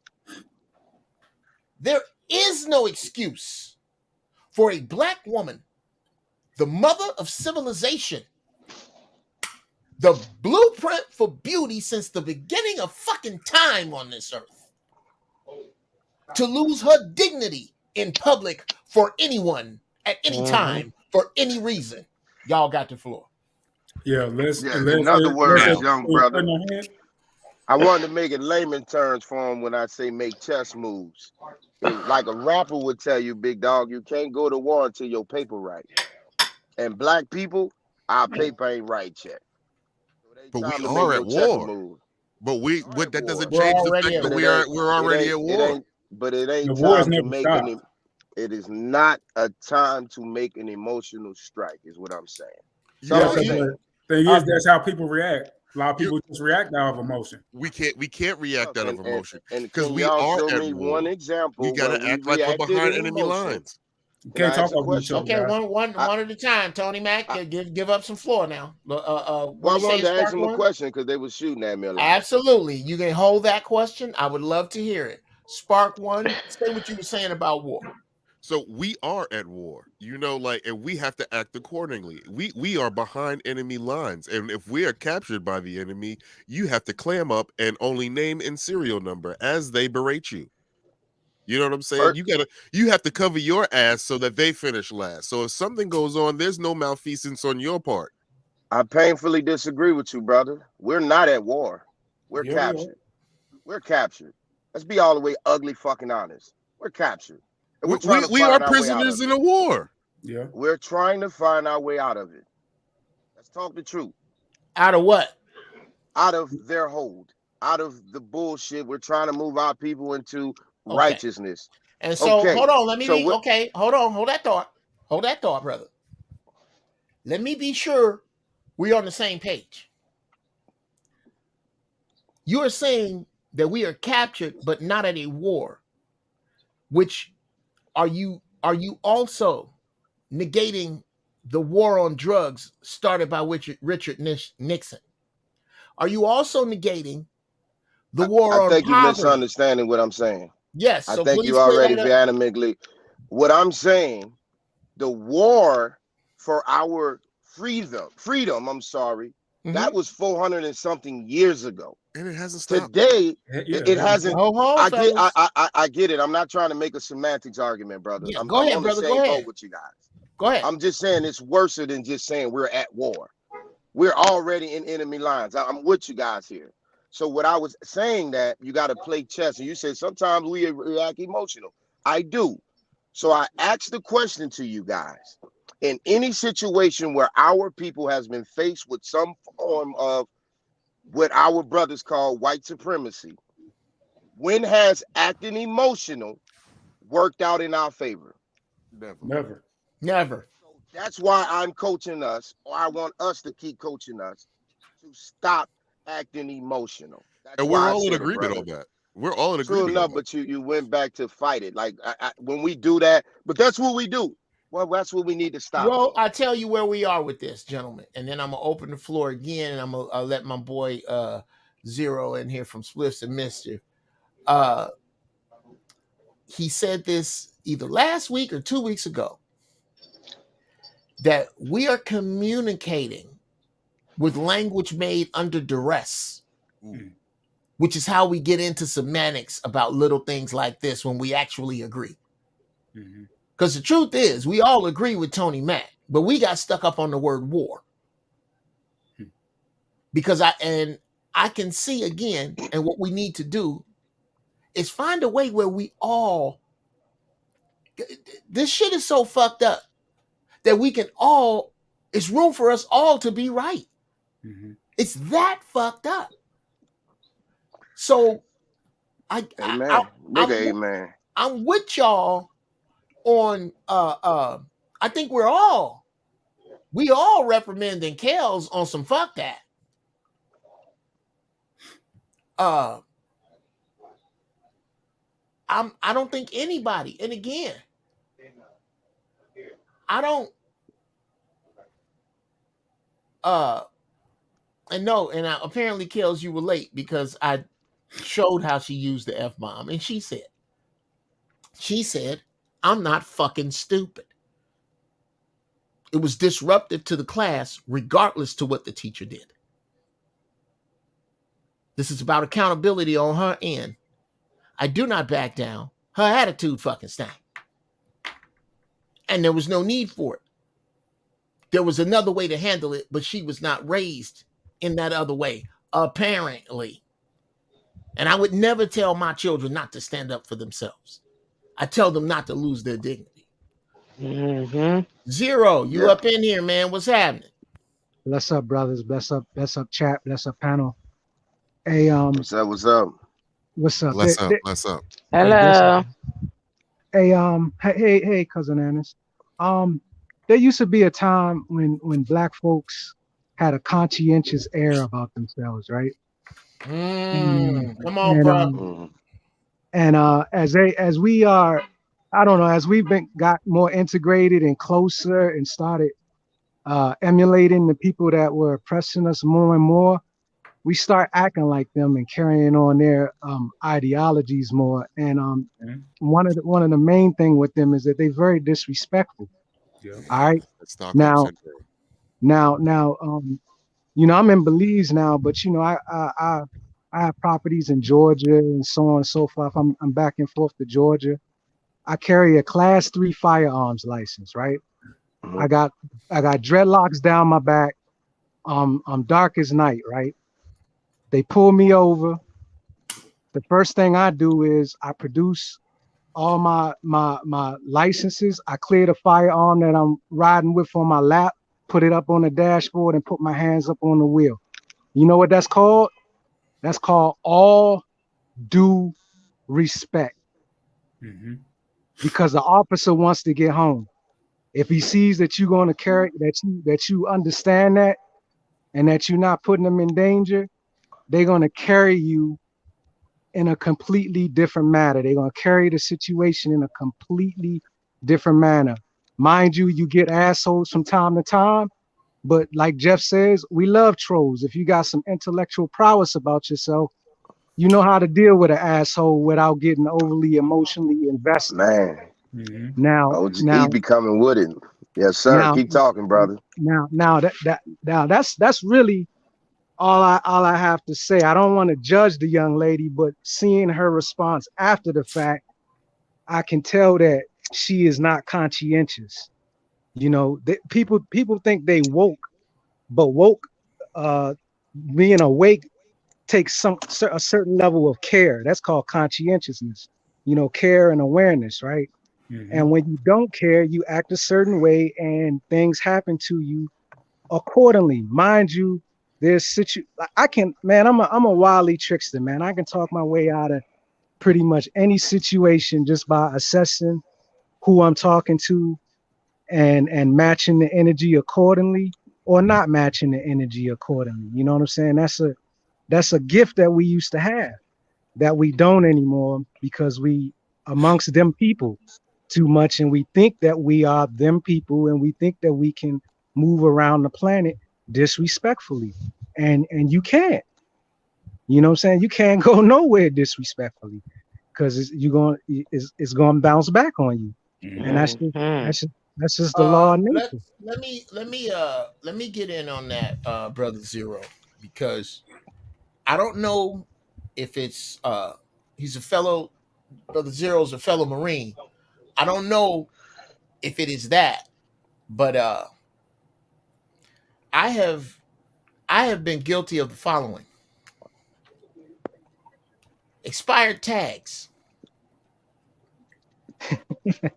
no driver's license in possession, speeding, and gotten off with a warning. Why? Because when the lights come on behind me, I do the following: I put my hazard lights on. I pull over. This car didn't have one. It was so raggedy. I wish I had it today. It's worth a lot of money. It was 71 Datsun 510. Ooh. Oh yeah, bro. I didn't have him. Geoff, That's I one of my favorites. don't mean to interrupt this atomic bomb you about to drop. But that's what you're doing. Go ahead. But this brother said something in the chat that requires some macking. I'm sorry. He said y'all bashing a sister for using profanity. And I'm like, y'all try to give him the OG talk, but after you finish dropping that bomb, let me hit him with some macking. All right. Please. I will. That's Kells. Kells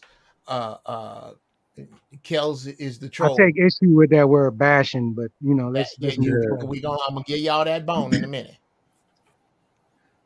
Where was I? Yes. This is what I do when I'm pulled over. I turn on my hazard lights, not my turn signal.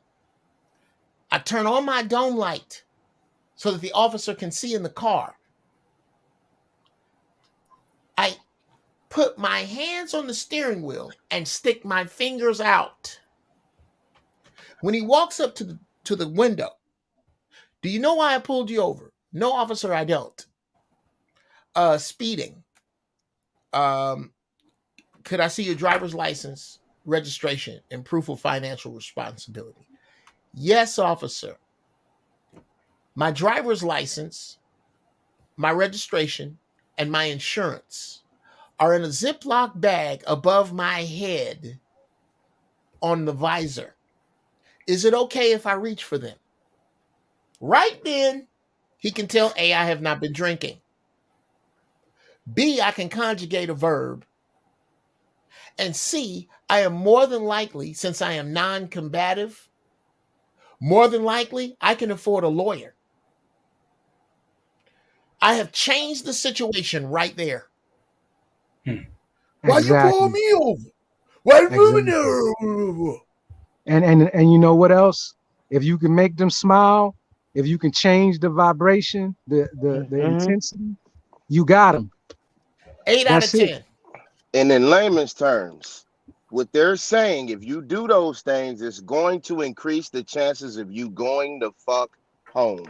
Exactly. Did not say it's going to work 100%, motherfucker. He just saying how to drastically increase your fucking chances of going home. Exactly. And I agree. Shuffling in that. Go ahead, Annis. Ain't no shuffling in that. I agree with Geoff because we had a classic, Bush and I. We had a 1988 Cadillac DeVille. Oh my God, Gold edition. We had the honey boo boo kitty color. Red. Oh, the bitch was nasty. Where is it? Oh, we had to give it up. We had it for a long time, but we gave it up and got a truck. Okay. But long story short, we was in Willingboro, New Jersey at my girlfriend's house. Now, if anybody ever been in Willingboro, New Jersey, you know that's the suburbs. You got the pretty houses and stuff. You got 3 black people. Me in the front, Butch driving, and the girlfriend that stayed in Willingboro. We was in her area. We was in the Penny Pack area. State troopers pulled us over. Young dude pulled us over. We was about to tap the blunt before he pulled us over. So he looked at us and he said, where y'all going? And we was like, to my girlfriend's house. And he said, well, why is y'all going so fast? Butch, here go Butch. Butch got real nasty. Butch said, well, I won't go fast. I said, shut up. He wasn't going fast. He was going the speed limit, officer. And he was like, who car is this? And Butch said, this is my car. So then he asked where y'all worked at. Then me and my girlfriend pulled out our badge because we both work for the Department of Treasury for the state of New Jersey. Both pull our badges out. I said, this is who we work for. And our boss is your boss. And that is Governor Philip Murphy. Because we handle the money and plus you the state troopers. You know he let us go after that. Well, now, Annis, I get what you're saying. A white cop. I get exactly what you're saying. Here's the difference between where you're going and where I'm going. Is that if you pass the attitude test, and I'm the most militant motherfucker. Look, you put your hands on my wife, the revolution starts right there at the fender of your car. Who? That's who I am. And I mean, I ain't backing down off of that from nobody. You put your hands on my family, we finna see, bro. We finna see right out here. And I don't care what happens to me. We gonna see. With that said, I take the same attitude I said before. When I am pulled over, there is no shuffling. There is no in saying, good evening, officer. What seems to be the problem? The light is on so you can see in here. I am proving to you that I am not a direct threat. I'm not on no blue collar bullshit. I'm not on I'm green. Out here, they call it green as opposed to red. I'm green. I don't have a parking ticket. I'm 57 years old. I own this car, several others.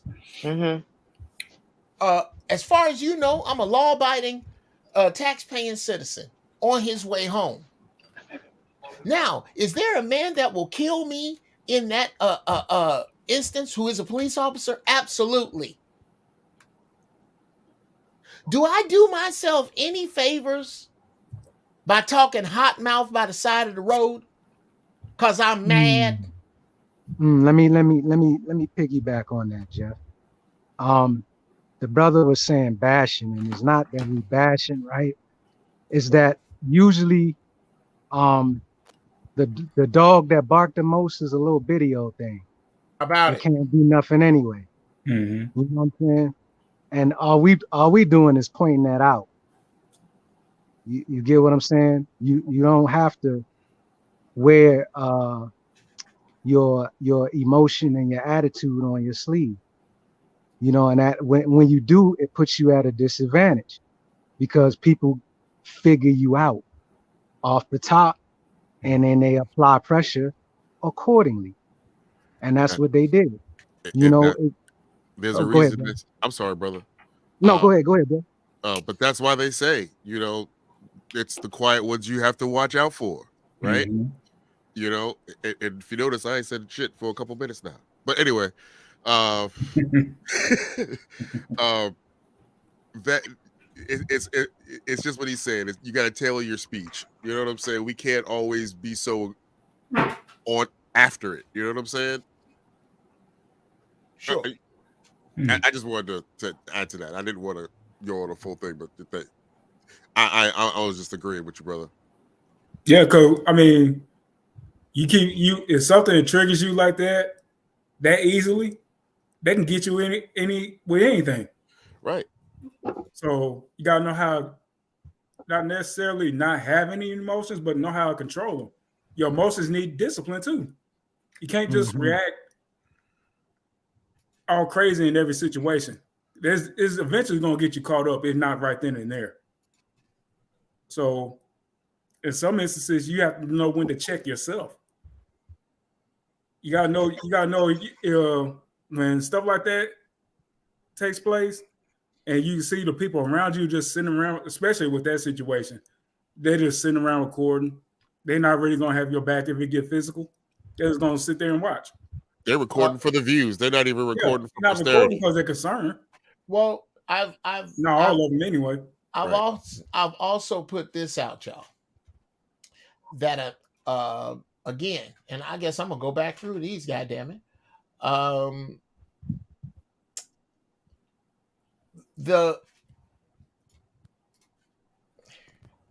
If the police take her, we all leave, and we'll take whatever failing grade from you, and no one black will take your class after this. Try us. That's the issue. Yeah, no one did that. She was failed by every black person in attendance. Everybody should have got up, got their books, and said, we walking. You gonna call the cops on her for this? Then we all leaving. Right, we pay to be here. We pay to be here. Right. And now we don't know what's gonna happen going forward. More than likely nothing. But well, here's why, True. Here's why. Because the college hasn't done a sit-in or a sit-out. Because no black leader has called for it. Because no one has called for her resignation. Because no one has called for why she should not resign. And since it is, this was also said by fat ass Roland Martin, how hard it is to fire a tenured teacher. Well, there is a process, is there not? Who's in charge of that process? We want every fucking name. We, the black people, all fucking 30 million of us, want the names of the people responsible for drop kicking this heifer so hard she don't bounce till she get to Tallahassee. Who is that? Right. And if it don't happen, it gets worse from here because we'll stop spending our money wherever we can see it'll hurt you. That's what hasn't happened. I recall reading somewhere that the teacher that was involved, the one that she was in the conflict with, wasn't actually the one that called the police. It was like Sparks said that. It was somebody else because of the escalation in the voices and the argument or whatever. Somebody else actually called, but I don't know. I don't know, man. It's just it's a lot of situations that don't have to be if we are a little bit more in control of ourselves. That's just the reality of life, you know. Yeah. Now, here's the thing about C, right? I feel like it's even more egregious that didn't happen, right? Because this teacher has consistently had a 1.5 rating on ratemyprofessor.com over the last couple of years. So wow. This isn't the first time she's probably disrespected a student. And it being a college, where's the collective spirit of civil disobedience? Right. Oh, that's gone. That went away with Samuel Jackson and Morehouse. I don't think we've seen that on a collegiate level. We haven't seen that in a minute because everything is shifted. The way they teach and the way they disseminate knowledge is completely different. But you would think, C would have been applied. Like we all, because they were all pleading to the cops what happened. So you know what? Like me being me, but this the neglect was. Because I pay to be there. I don't have to stay. Yeah. You can't keep me there. What happened to the knee-jerk reaction of young college students that we always hear about? It was a niggle that was out of pocket. That's what happened. Well, nah, Brother Bruce. It was conditioned out. No white people tripping out. Say again? I didn't see no white people tripping out. I seen nigglets tripping. Exactly. So that's what the collective was nigglets, and who gives a shit? No, y'all out of pocket. I disagree, brother. I disagree, and here's where I'm coming from. I'm talking about the Sam Jackson nigglets, the Kent State nigglets. We can't be moving for nigglets like that. Like we don't move. When Megan Thee Stallion got shot, we wasn't supposed to care because that was a hoe that got shot. She wasn't in pocket, so no one gives a shit. You're not supposed to care about them people when they move like that. They parents supposed to care and they family handle that. But everybody ain't supposed to care when you out of pocket. You out of pocket. learn your lesson, and learn the difference in behavior. And then next time if something happened to you, I got you. I can't get you while you got me. You gonna have me in some bullshit. Okay. I fully here. I absolutely agree with that in another context. In this one, Fair. absolutely not. I don't get to be wrong. I don't get to be right definitively in your house, Bruce. I'm a guest. My defining right in Bruce's house is by Bruce, not me. Her defining right as a Spancasian is made by the people who at HBCUs hire Spancasians. Yeah, because they have the right, because that's who the money that you remember, they are beholden to the finance. They're not beholden to the people that come there. They're beholden to government finance.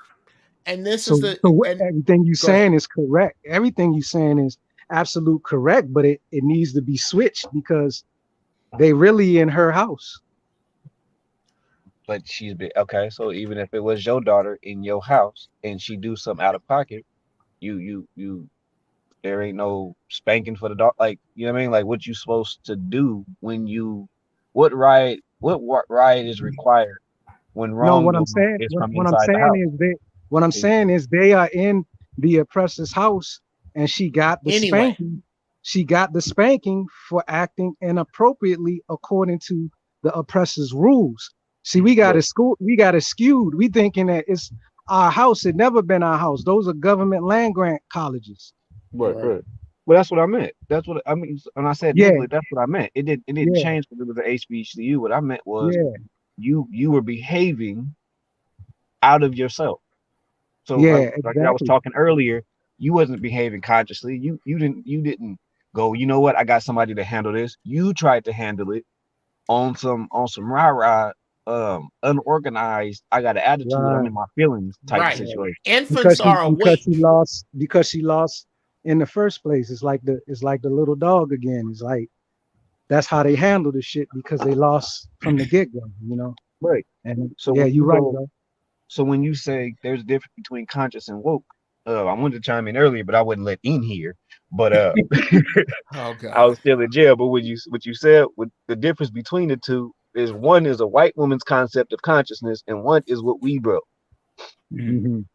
So when you think you smart, it's like when we get up here and we talking, and the people that think they smart exit the conversation before somebody that come up here and go, all right, this is what it is for real. It ends up being like 2 or 3 people, maybe 4 talking, and everybody else is quiet. That's what ends up happening. You learn there's levels. So even in college, you learn that zero tolerance is a thing. Just like when you was in elementary school, zero tolerance is still a thing. You still don't get to do what you did. Is That's basically what I'm apples saying. and balls, Brother Bruce. Okay. Like I said, I understand exactly what you're saying. That and I covered this. This is an opportunity for us to live with the position that perhaps we're both right. Because absolutely, like I said, I would be utterly ashamed if this was my daughter. Because in her 19 years, I ain't taught her no shit like this. And I taught her to be as activist. Nigga, this is my daughter.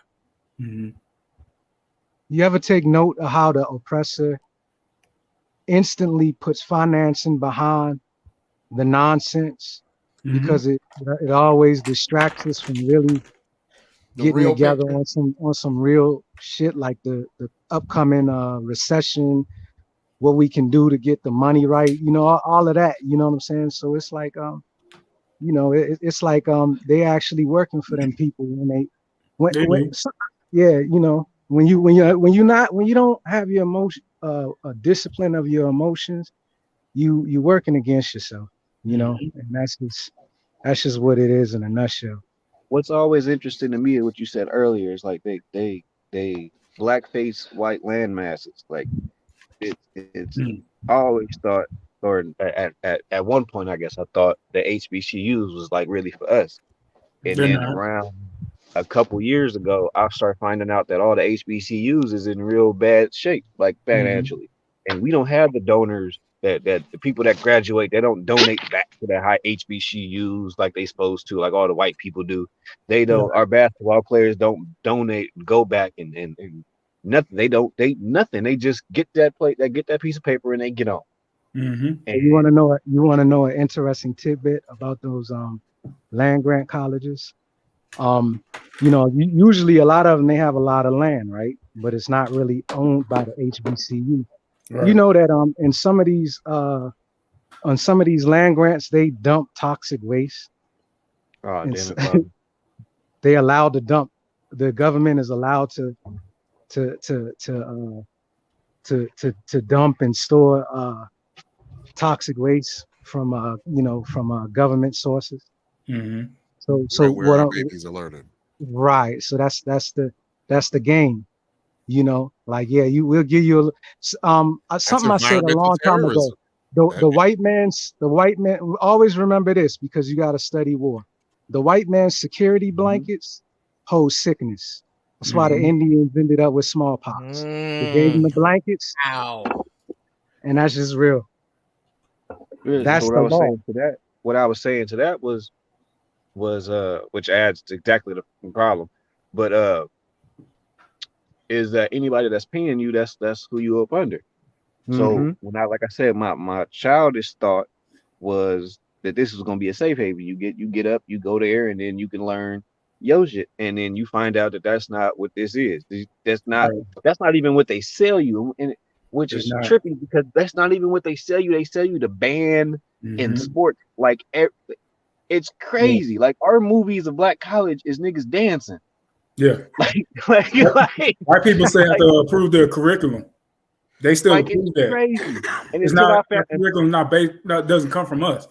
But that's part of that sad joke where even like there's no happy song about blacks living in America. You could even challenge James Brown's Living in America. At the end of the song, he just named places to party. Damn it. So when they do this, like until I started getting to Dr. Umar about like what is yours for real, what systematically is yours for real. Because if it ain't systematically yours or your people, if it ain't by you for you, then it ain't right. And you'll find the crooked somewhere in here. If the show ain't straight, if y'all didn't do it and build it from the ground up, then it ain't what it's supposed to be.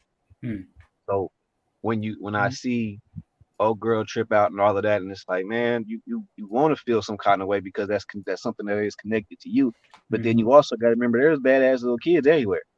Yeah, that didn't have no training. So when y'all got on that earlier, I was like, yeah, that's pretty much what you're looking at. No matter how sad you is about it, it's kind of still like this ain't got no home training, and that's why you got to teach yours to be better. We have to. We don't have a choice. We are completely at war, and everybody wage war. Everybody, huh? Okay. Let me do this. To quote Zoe Williams, if we want to change the community, we have to start at home. Exactly. Let's see. Even deeper, we gotta seek fertile ground. A lot of times we warn over shit that's depleted. That's kind of one of the reasons why I went and relocated in Belize, because I don't have to, it's so much easier to build in the mindset that you guys are talking without having to spin your wheels. But a lot of us get so afraid to making those jumps. But if you take the Israelis, for instance, right? I mean, if they stayed in Germany, instead of going and taking Israel and building up that land, they would never be in the powerful position that they're in. And sometimes the land gets so depleted, the grounds that you're fighting on get so depleted from toxic shares, lack of war, farming, and conflict and all of that. You know what I'm saying? That it's no longer any valuable in the ground that you're fighting over. And we got to come to that realization. I'm with you on that, because they ain't never won a war. A world war has never been won by the first two countries that started it. Mm. It's Wow. always been help. So, you know, I'm with the people that seen their position and left and was like, I can help better. I can help my people over here better if I'm not there. If I, you know what I mean? Like, I'm with that. And it seemed like I was just talking to my mom, and I told her, I said, you know what, a lot of this is, it's a lot of it's a game that you just don't know the language of. And she was like, what? I said, my mom was my first generation of people that I seen really like enjoy video games. Her and my dad like conjugated over video game. You know, that time when you put the kids to sleep and then y'all got that little bit of time either to yourselves or together. Right. You get up to go pee and they playing NBA 2K. Mario Brothers. They playing Right. PlayStation. Right. Yeah. Go to bed. And who been using my controller? It's jelly on my controller. I'm gonna whoop somebody's ass.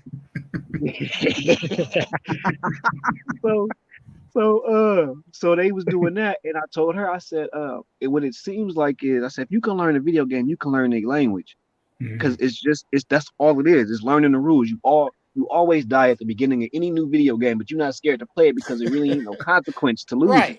Right. But when you learn this language, there's not a consequence until you get to a certain level. And it seems like more people are often afraid to get to that level and just find out what happens.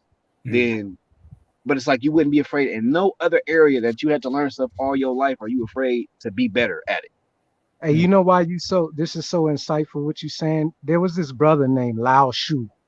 He passed recently. Black brother from Ohio. The brother took that energy that he put into video games, into linguistics, and mastered damn near every language on the planet. God damn. Yo, go on YouTube. I'm not making it up. Go look at it because his stuff is still up. They call him Lao Shu or Mouse. He's about 6'5", 6'6", and he was like a video game phenomenon. And around 17 or 18 years old, he just said, "I'm tired of playing video games. I'm gonna focus this energy into something else." And he started mastering language like a video game, just going around, leveling up, talking to people, getting a little piece of here and there, and going into places of where he's challenged.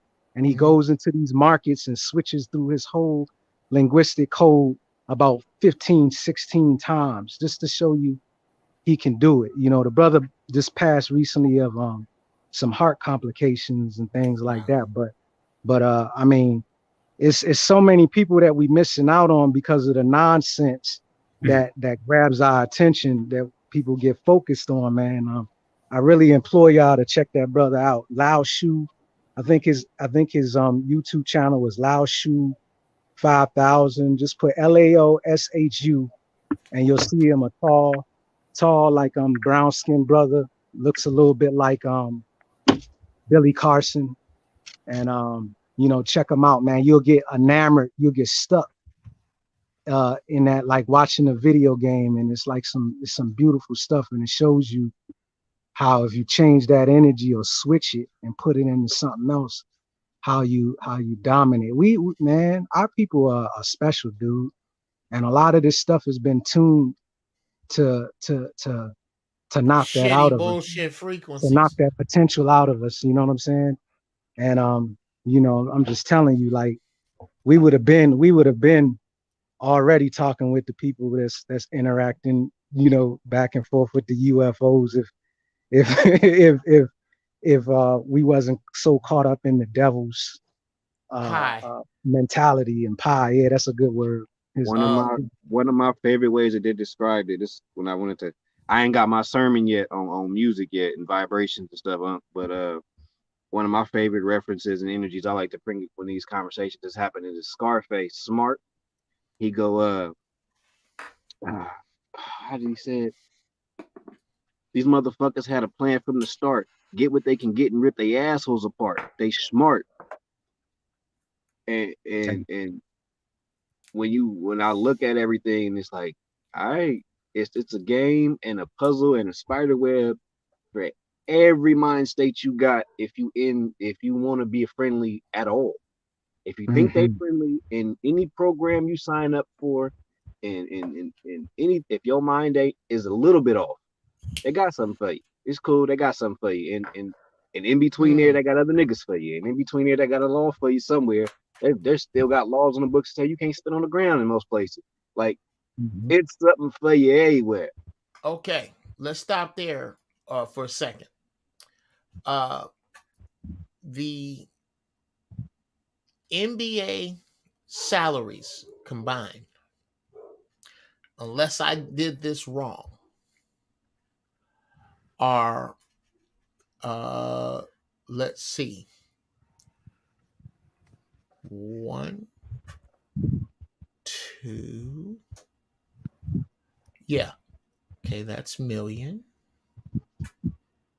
that's billion, $4.5 billion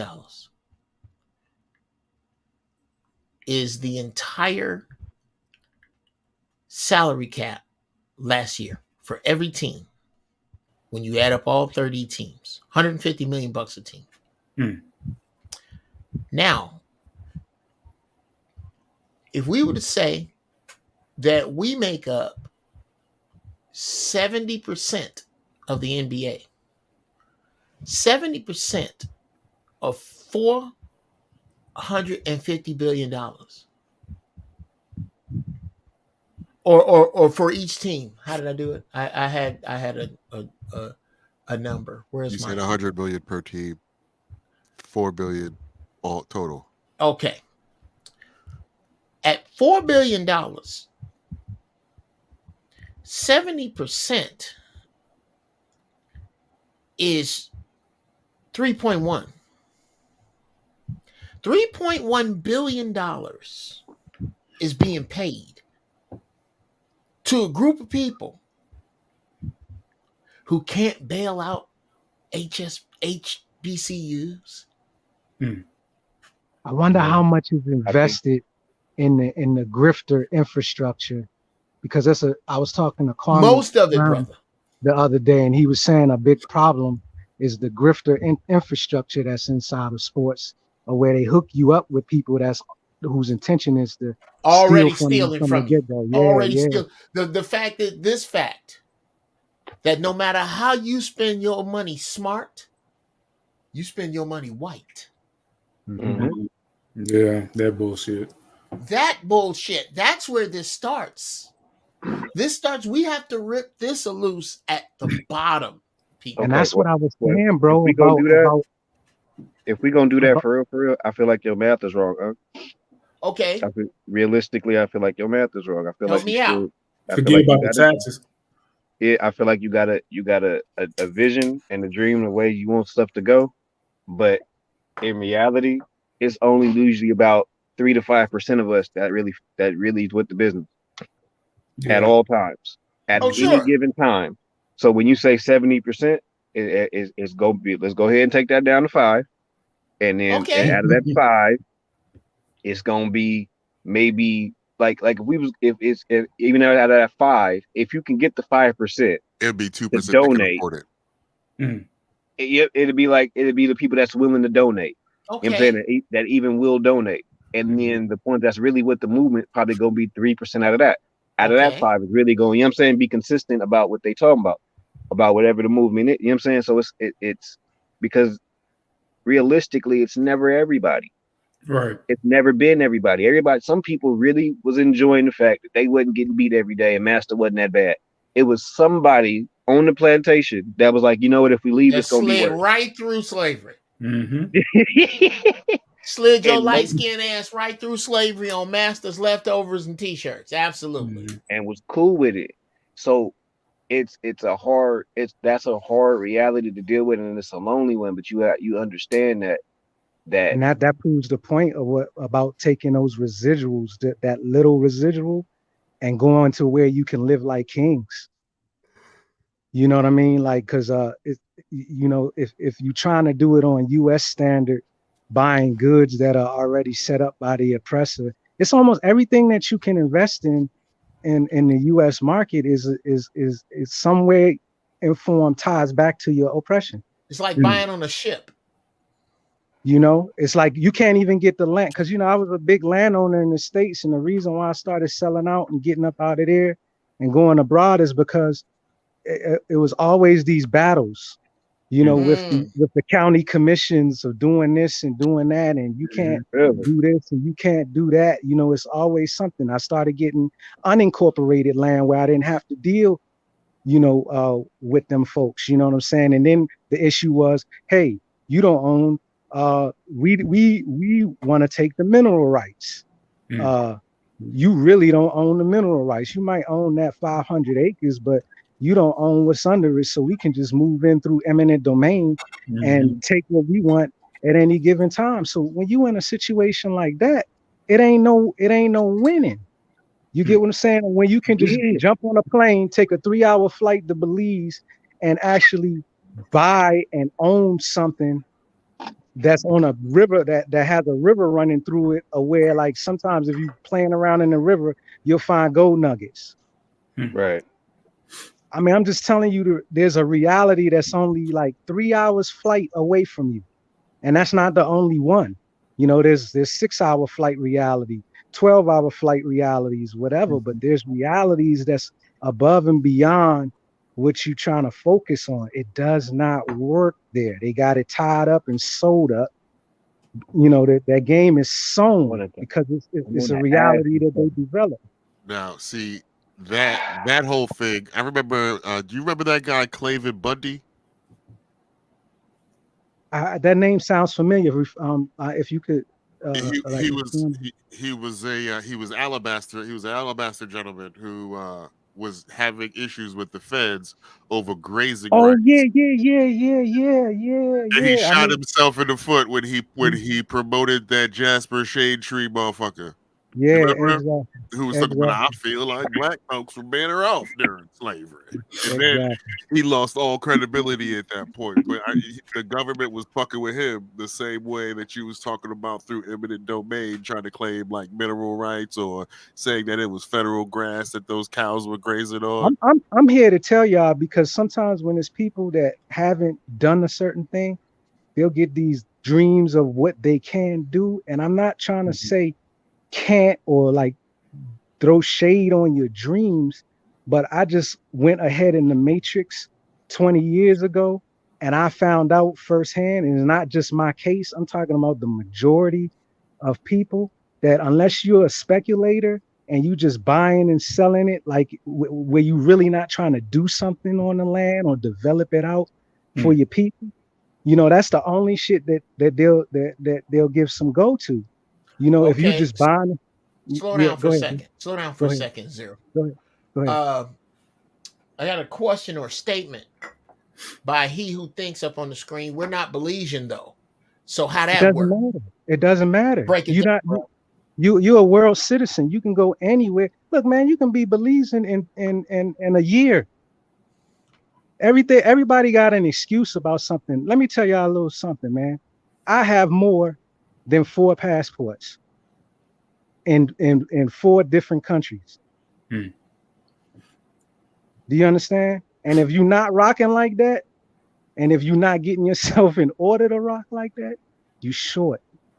Sometimes it just takes, my bad. Sometimes it just takes people being open-minded about a different option. You got it.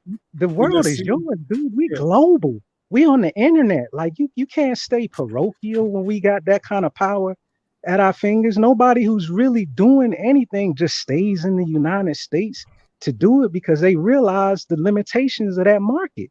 Right. Let me see if I can find this. Just being on YouTube, like what y'all doing on YouTube is a gold mine, but people don't know how to. They don't know how to mine it. Okay. Yeah, that makes sense. Let me see if I can find it real quick. A Spark One and Bruce, man.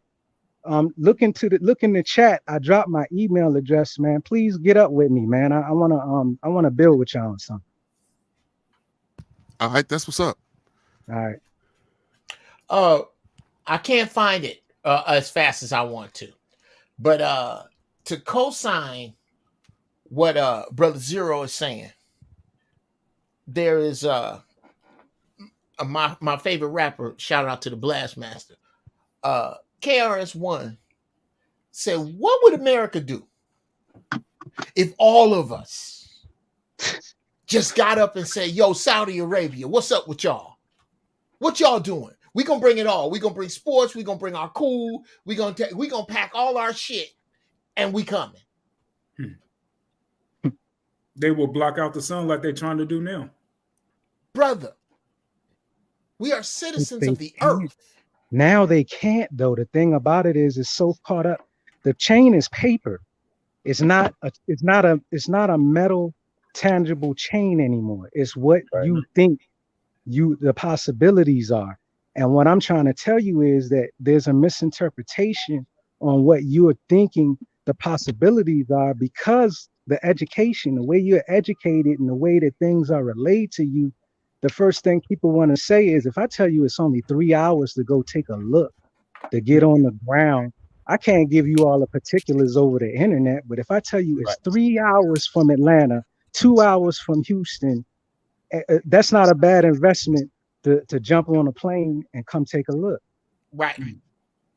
That's all I'm saying. I'm not saying dedicate yourself off from what I'm saying. I'm saying get to stepping and go see for yourself. You know, like don't just make generalizations about what you think. Just selling the land. You better have some long money to get to fight. Look, bro, I'm gonna tell you. Let me tell you something, bro. Man, that is capital. There's 8 different types of capital, right? And you can use and leverage those capitals in all different kinds of ways to get what you need. If you don't have a financial capital, you can use the other capitals, leverage them to get the financial capital. You understand? Mm-hmm. It's not about money. If you're talking about money, you lost, because the American dollar is about to be like shit. That's why everybody's running over to the BRICS to sign up with BRICS, because BRICS has the gold. Mm-hmm. You understand? We have debt. You understand what I'm saying? And I'm just saying, we as U.S. citizens, as talking to y'all as my brothers, because like I said, I'm a multi-citizen, but I care a lot because I got a lot of people there. You get what I'm saying? And it's like the thing that I'm trying to do is just let them know, like, yo, just get up, get out, and go see some things, look. Man. And it's not so different than what you think. A lot of times we say, man, I wish I knew what I know now 40 years ago, 30 years ago. Well, then fuck, get up, get on a plane and go to Belize, go to this place, go to that place, and you'll be in places that's like 40, 50, 60 years behind. And you can do some of the same shit that you saw that work. Okay, that's whoa, slow down. Did anybody just catch the time travel dope ass science that Zero just dropped? I had to put myself on mute because I was gonna say something, but I was like, let me fit that. That was definitely some fourth dimensional thinking right there. That was some fourth. Drop that one more time about if I wish I had done this. Hit him again. That definitely was some rock star thinking. If I wish, hey, George Lucas, he started Industrial Light and Magic years ago. He's a billionaire now. Get the fuck out of your situation and go to somewhere where you can start Industrial Light and Magic again under your own circumstances. Umbrella. Yeah. Do you understand what I'm saying? Mm-hmm. You know, it's like, man, yo, God, I just tell y'all, man, I don't look at the world like a lot of people look at it. Mm-hmm. I'm like a child in this. I'm like geeked, like off of the different things that I see and the possibilities. Just in this conversation, I get geeked to the moon, and I'm able to just put it into effect because I have that energy of being geeked about it. I don't go in it like, that's not gonna work. I'm not a Belizean. What about this? What about that? Look, dude, I'm gonna tell you something. You ever been in a country where you more powerful than the police? Tell me how that feel. I'll tell you how I feel when you come visit me. Well, brother, put your email in the private chat. I dropped it. There's a reason. There are people here who are more powerful than the police. It just ain't your ass. And it ain't gonna be your ass here. For real, I Exactly. seen Don't Look Up, and when you see that little white, have you everybody seen that movie Don't Look Up? Yes, I Oh, have. wasn't it? Just a little bit of truth goes a long way, didn't it? Sorry to hear that, cousin Ennis. That man, when that man sat behind the president of the United States and was like, come here real quick, and and everything changed. It's like the president makes what $500,000 a year. Yeah. And you saying that they ain't supposed to run the country? All right, good luck with that. Good luck with that. Yeah, we all know he got a boss. 25 the years first time I told in the my military. parents how much the president made, and they thought I was lying. Well, yeah, because what we forget is, and it really puts the president station in its proper perspective. What it means is that station pays that amount. Them motherfuckers that sit in the presidential, you know how much it costs to get Clinton to come speak? Yeah. Mm-hmm. That's the per diem. Right. Think of it as the per diem, but there's so many possibilities to make and do. I mean, look, presidents, man, 25 years in the military, man. My last duty station was Quantico, right? Yeah. Look, there's people that just hand presidents keys just for visiting them. I'm talking about USB drives or locked drives full of money just for hearing them. Like, don't always think linear. Right. It's like it's never what they trying to. Anything that they report to you, because I've been behind some of those reports, is bullshit. Right. It's to keep you subdued so that everybody else can go and have a smorgasbord. Right. So all this data and shit is tainted. It's not even real. That's used as a control factor. And you can just go anywhere, man. You can go do your research and you're gonna find all kinds of agents that are deactivated or doing their own thing now that's just dropping the sources, dropping the facts about how this thing works. Mm-hmm. It don't work like you think it works. Everything that you got in, like when they tell you, hey, hip hop was hijacked by this and that shit is true. Because the way that it's structured is that anything that's making money or anything that can guide to your resistance, that feeds your resistance and possible liberation, they're gonna attack it. Yeah. And they're gonna attack it with money. Because they need to. Because they have to, because if you're not bent over, you understand, they don't have nothing to eat off of. Right. And that's the way it works. And if you understand that, you understand what's going on. Most people, when you hear the horror stories of people going abroad and making mistakes, that's because they go abroad. They don't go abroad in a tesseract mind. They go abroad in a square mind. Cube mind. Right. They don't realize that once you break out of certain boundaries, it's a whole different scenario. And that's what I was telling y'all the other day about Nike being incorporated here and having to pay all of their monies to the incorporation here in Belize that pays 1% corporate tax rate. Because they own the trademarks. So they have to pay them. So that's how they get away with making all that money and not even having to pay U.S. taxes on that money. Because they're not incorporated here. Because they had the trademark owner in the deal in the contract is who gets the brunt of the money. So they got to pay them first. You understand? Well, most of the holdings are here in Belize or Cayman Islands, or it's names that you hear all the time when you watch a spy movie. Yeah. That shit. Offshore. So that's what they really mean by when they say tax shelters. Yes. And it's legal. It's not illegal. No, it's called parking. Because you park your money offshore. Yeah. I know there were a couple companies that were doing that. Like I know Walgreens had bought a UK company so that they didn't have to pay US taxes anymore. And I know Apple. Best Buy bought. Imagine how much taxes Apple will be paying if Apple didn't have a tax shelter. Like it'd be ridiculous. You know, the U.S. tax rate is ridiculous. The higher you go up in earnings. It's just like banks putting their money, most of their money in insurance reserves. Same shit. Yeah. Most movie stars and wealthy sports people, they paying damn near half of what they take. Because they don't know exactly. They don't know how to structure their money. Now, question, Brother Zero. Could you please explain Belize's relationship with Nike?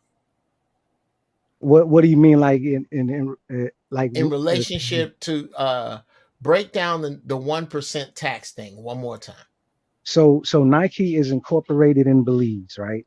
Mm-hmm. The main workings, the main control mechanisms are from a company that is established on Belizean law that pays a 1% corporate tax rate. Okay. You understand? So yes. when they get in the money, it's going to where that's to where that situation is going on. It's not going to the US and US bank. You understand what I'm saying? Sure. They just doing business and they're paying their little fees for doing business in the US, which pretty much balances itself out if they doing charitable shit. Sure. Which exactly. they do. You get what I'm saying? They keep all the money because they smart. Right. So it's like if you banking in US dollars, you behind. Whoa. I can't tell you how much. Second day and CD just rose 10%. If you saving, if your CDs, certificates of deposits, all of that stuff are only in US dollars, you are short. And short and about to be ass out, because as I repeat again, if you have any money to invest over 10 grand, anything FDIC, 10 grand and below, FDIC only covers up to 250,000. So imagine if 100 people lost more than that, you ain't getting shit. That coverage, you gotta check these insurances and stuff out. It sound good, but you gotta really think about if the shit really hit the fan, how? Yeah, everybody's trying to get under this little bitty umbrella. Wait. So that 250,000 that the bank is obligatory for is only a one-time thing, not for everybody? It's not possible for everybody. It's not possible. It's not going like to be a run on the out. bank. It's like a run on the bank. If everybody gets up from here right now that has a B of A account and go pull their money out, B of A's fucked because they don't have it there. You know where a lot of black folks have made the mistake in the States? They made the mistake of looking at countries like Africa and third world nations and not getting into the nitty gritty of the details on why those countries are in abject poverty, or why that somebody's rolling around with a wheelbarrow full of bills just to get a loaf of bread. You understand? And if you understand that, you understand where the US is about to go. And it's kind of already been going there over the past few years, since the first major housing bubble. It's been downhill, but you just been getting a delusion that is going back up. But all you got is just some crazy people that's going in just saying anything.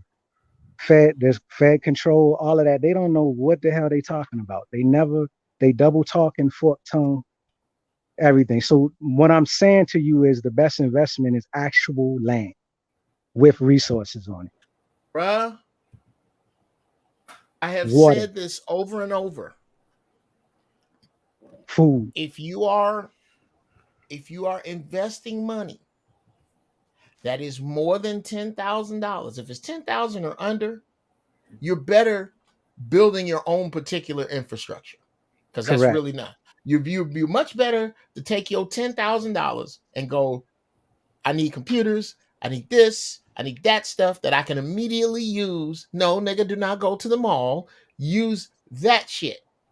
Anything over that Only 3 things would I suggest you put your money in right now: gold, silver, and land. Land. That's it. And resources. The resources that and the land. Yes, A lot of sir. people don't see the value that land. You know, you look at the house, but you never think about the wood. Mm. You understand? You buy bottled water every day, and you never realize, like, damn, you know, I'm my place right now. I got a spring on it and a waterfall, so it's like I don't think about buying bottled water.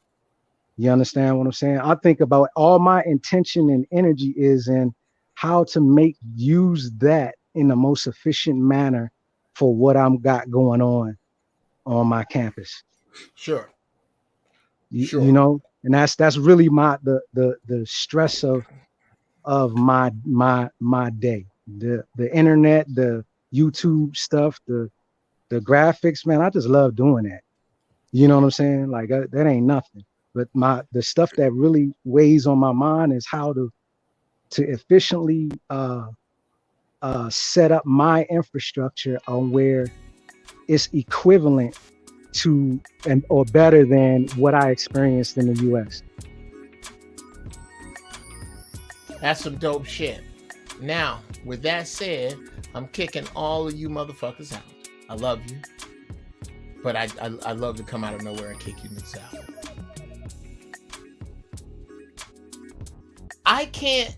I rein it in as much as I want to, not as much as I can. I could have kept us on one subject, but the Jedis that show up here, Brother Zero, Brother Spar, Brother Bruce, Brother True, Cousin Annis, prayers out to Cousin Annis. She had to jet because apparently her mom is in the hospital. Y'all, let's send positive vibes her way.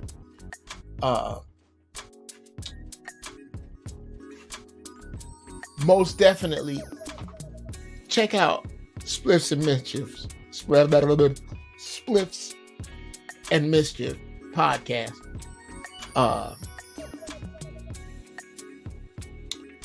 We got and you killing me right now, Christopher, because I do this all the time. I put this out all the time. I'll put it out again, as if I haven't, as if you don't see this going by. Every fucking show. There's my Cash App. You need beats? Geoff Breeze Music at Gmail. Now, you can try to sort your life out watching my videos. That's cool. But if you want my direct attention, hit me up at AskUncleJeff@Gmail. And we'll get it cracking. I'm so happy y'all show up, man. Because there's so much that I feel like we have to share. And when I say have to, I mean we don't have a choice. I mean them little youngins that Bruce got. They need this. The young bucks around True's way. Around Spark One's way. They need this. They need to learn. They need to know. And it's up to us to be able to pass this kind of wisdom and this kind of science to our children so that we don't have spankations teaching our kids bullshit and calling the popo on them. Until we see that as our problem, we're going to continue to have this problem. Stay high in thought. Stay high in deed. Guide your ignorance to your wisdom. Pull out of the gravity of the stupid. Sisters, find your peace. Brothers, find your majesty. It's your Uncle Geoff.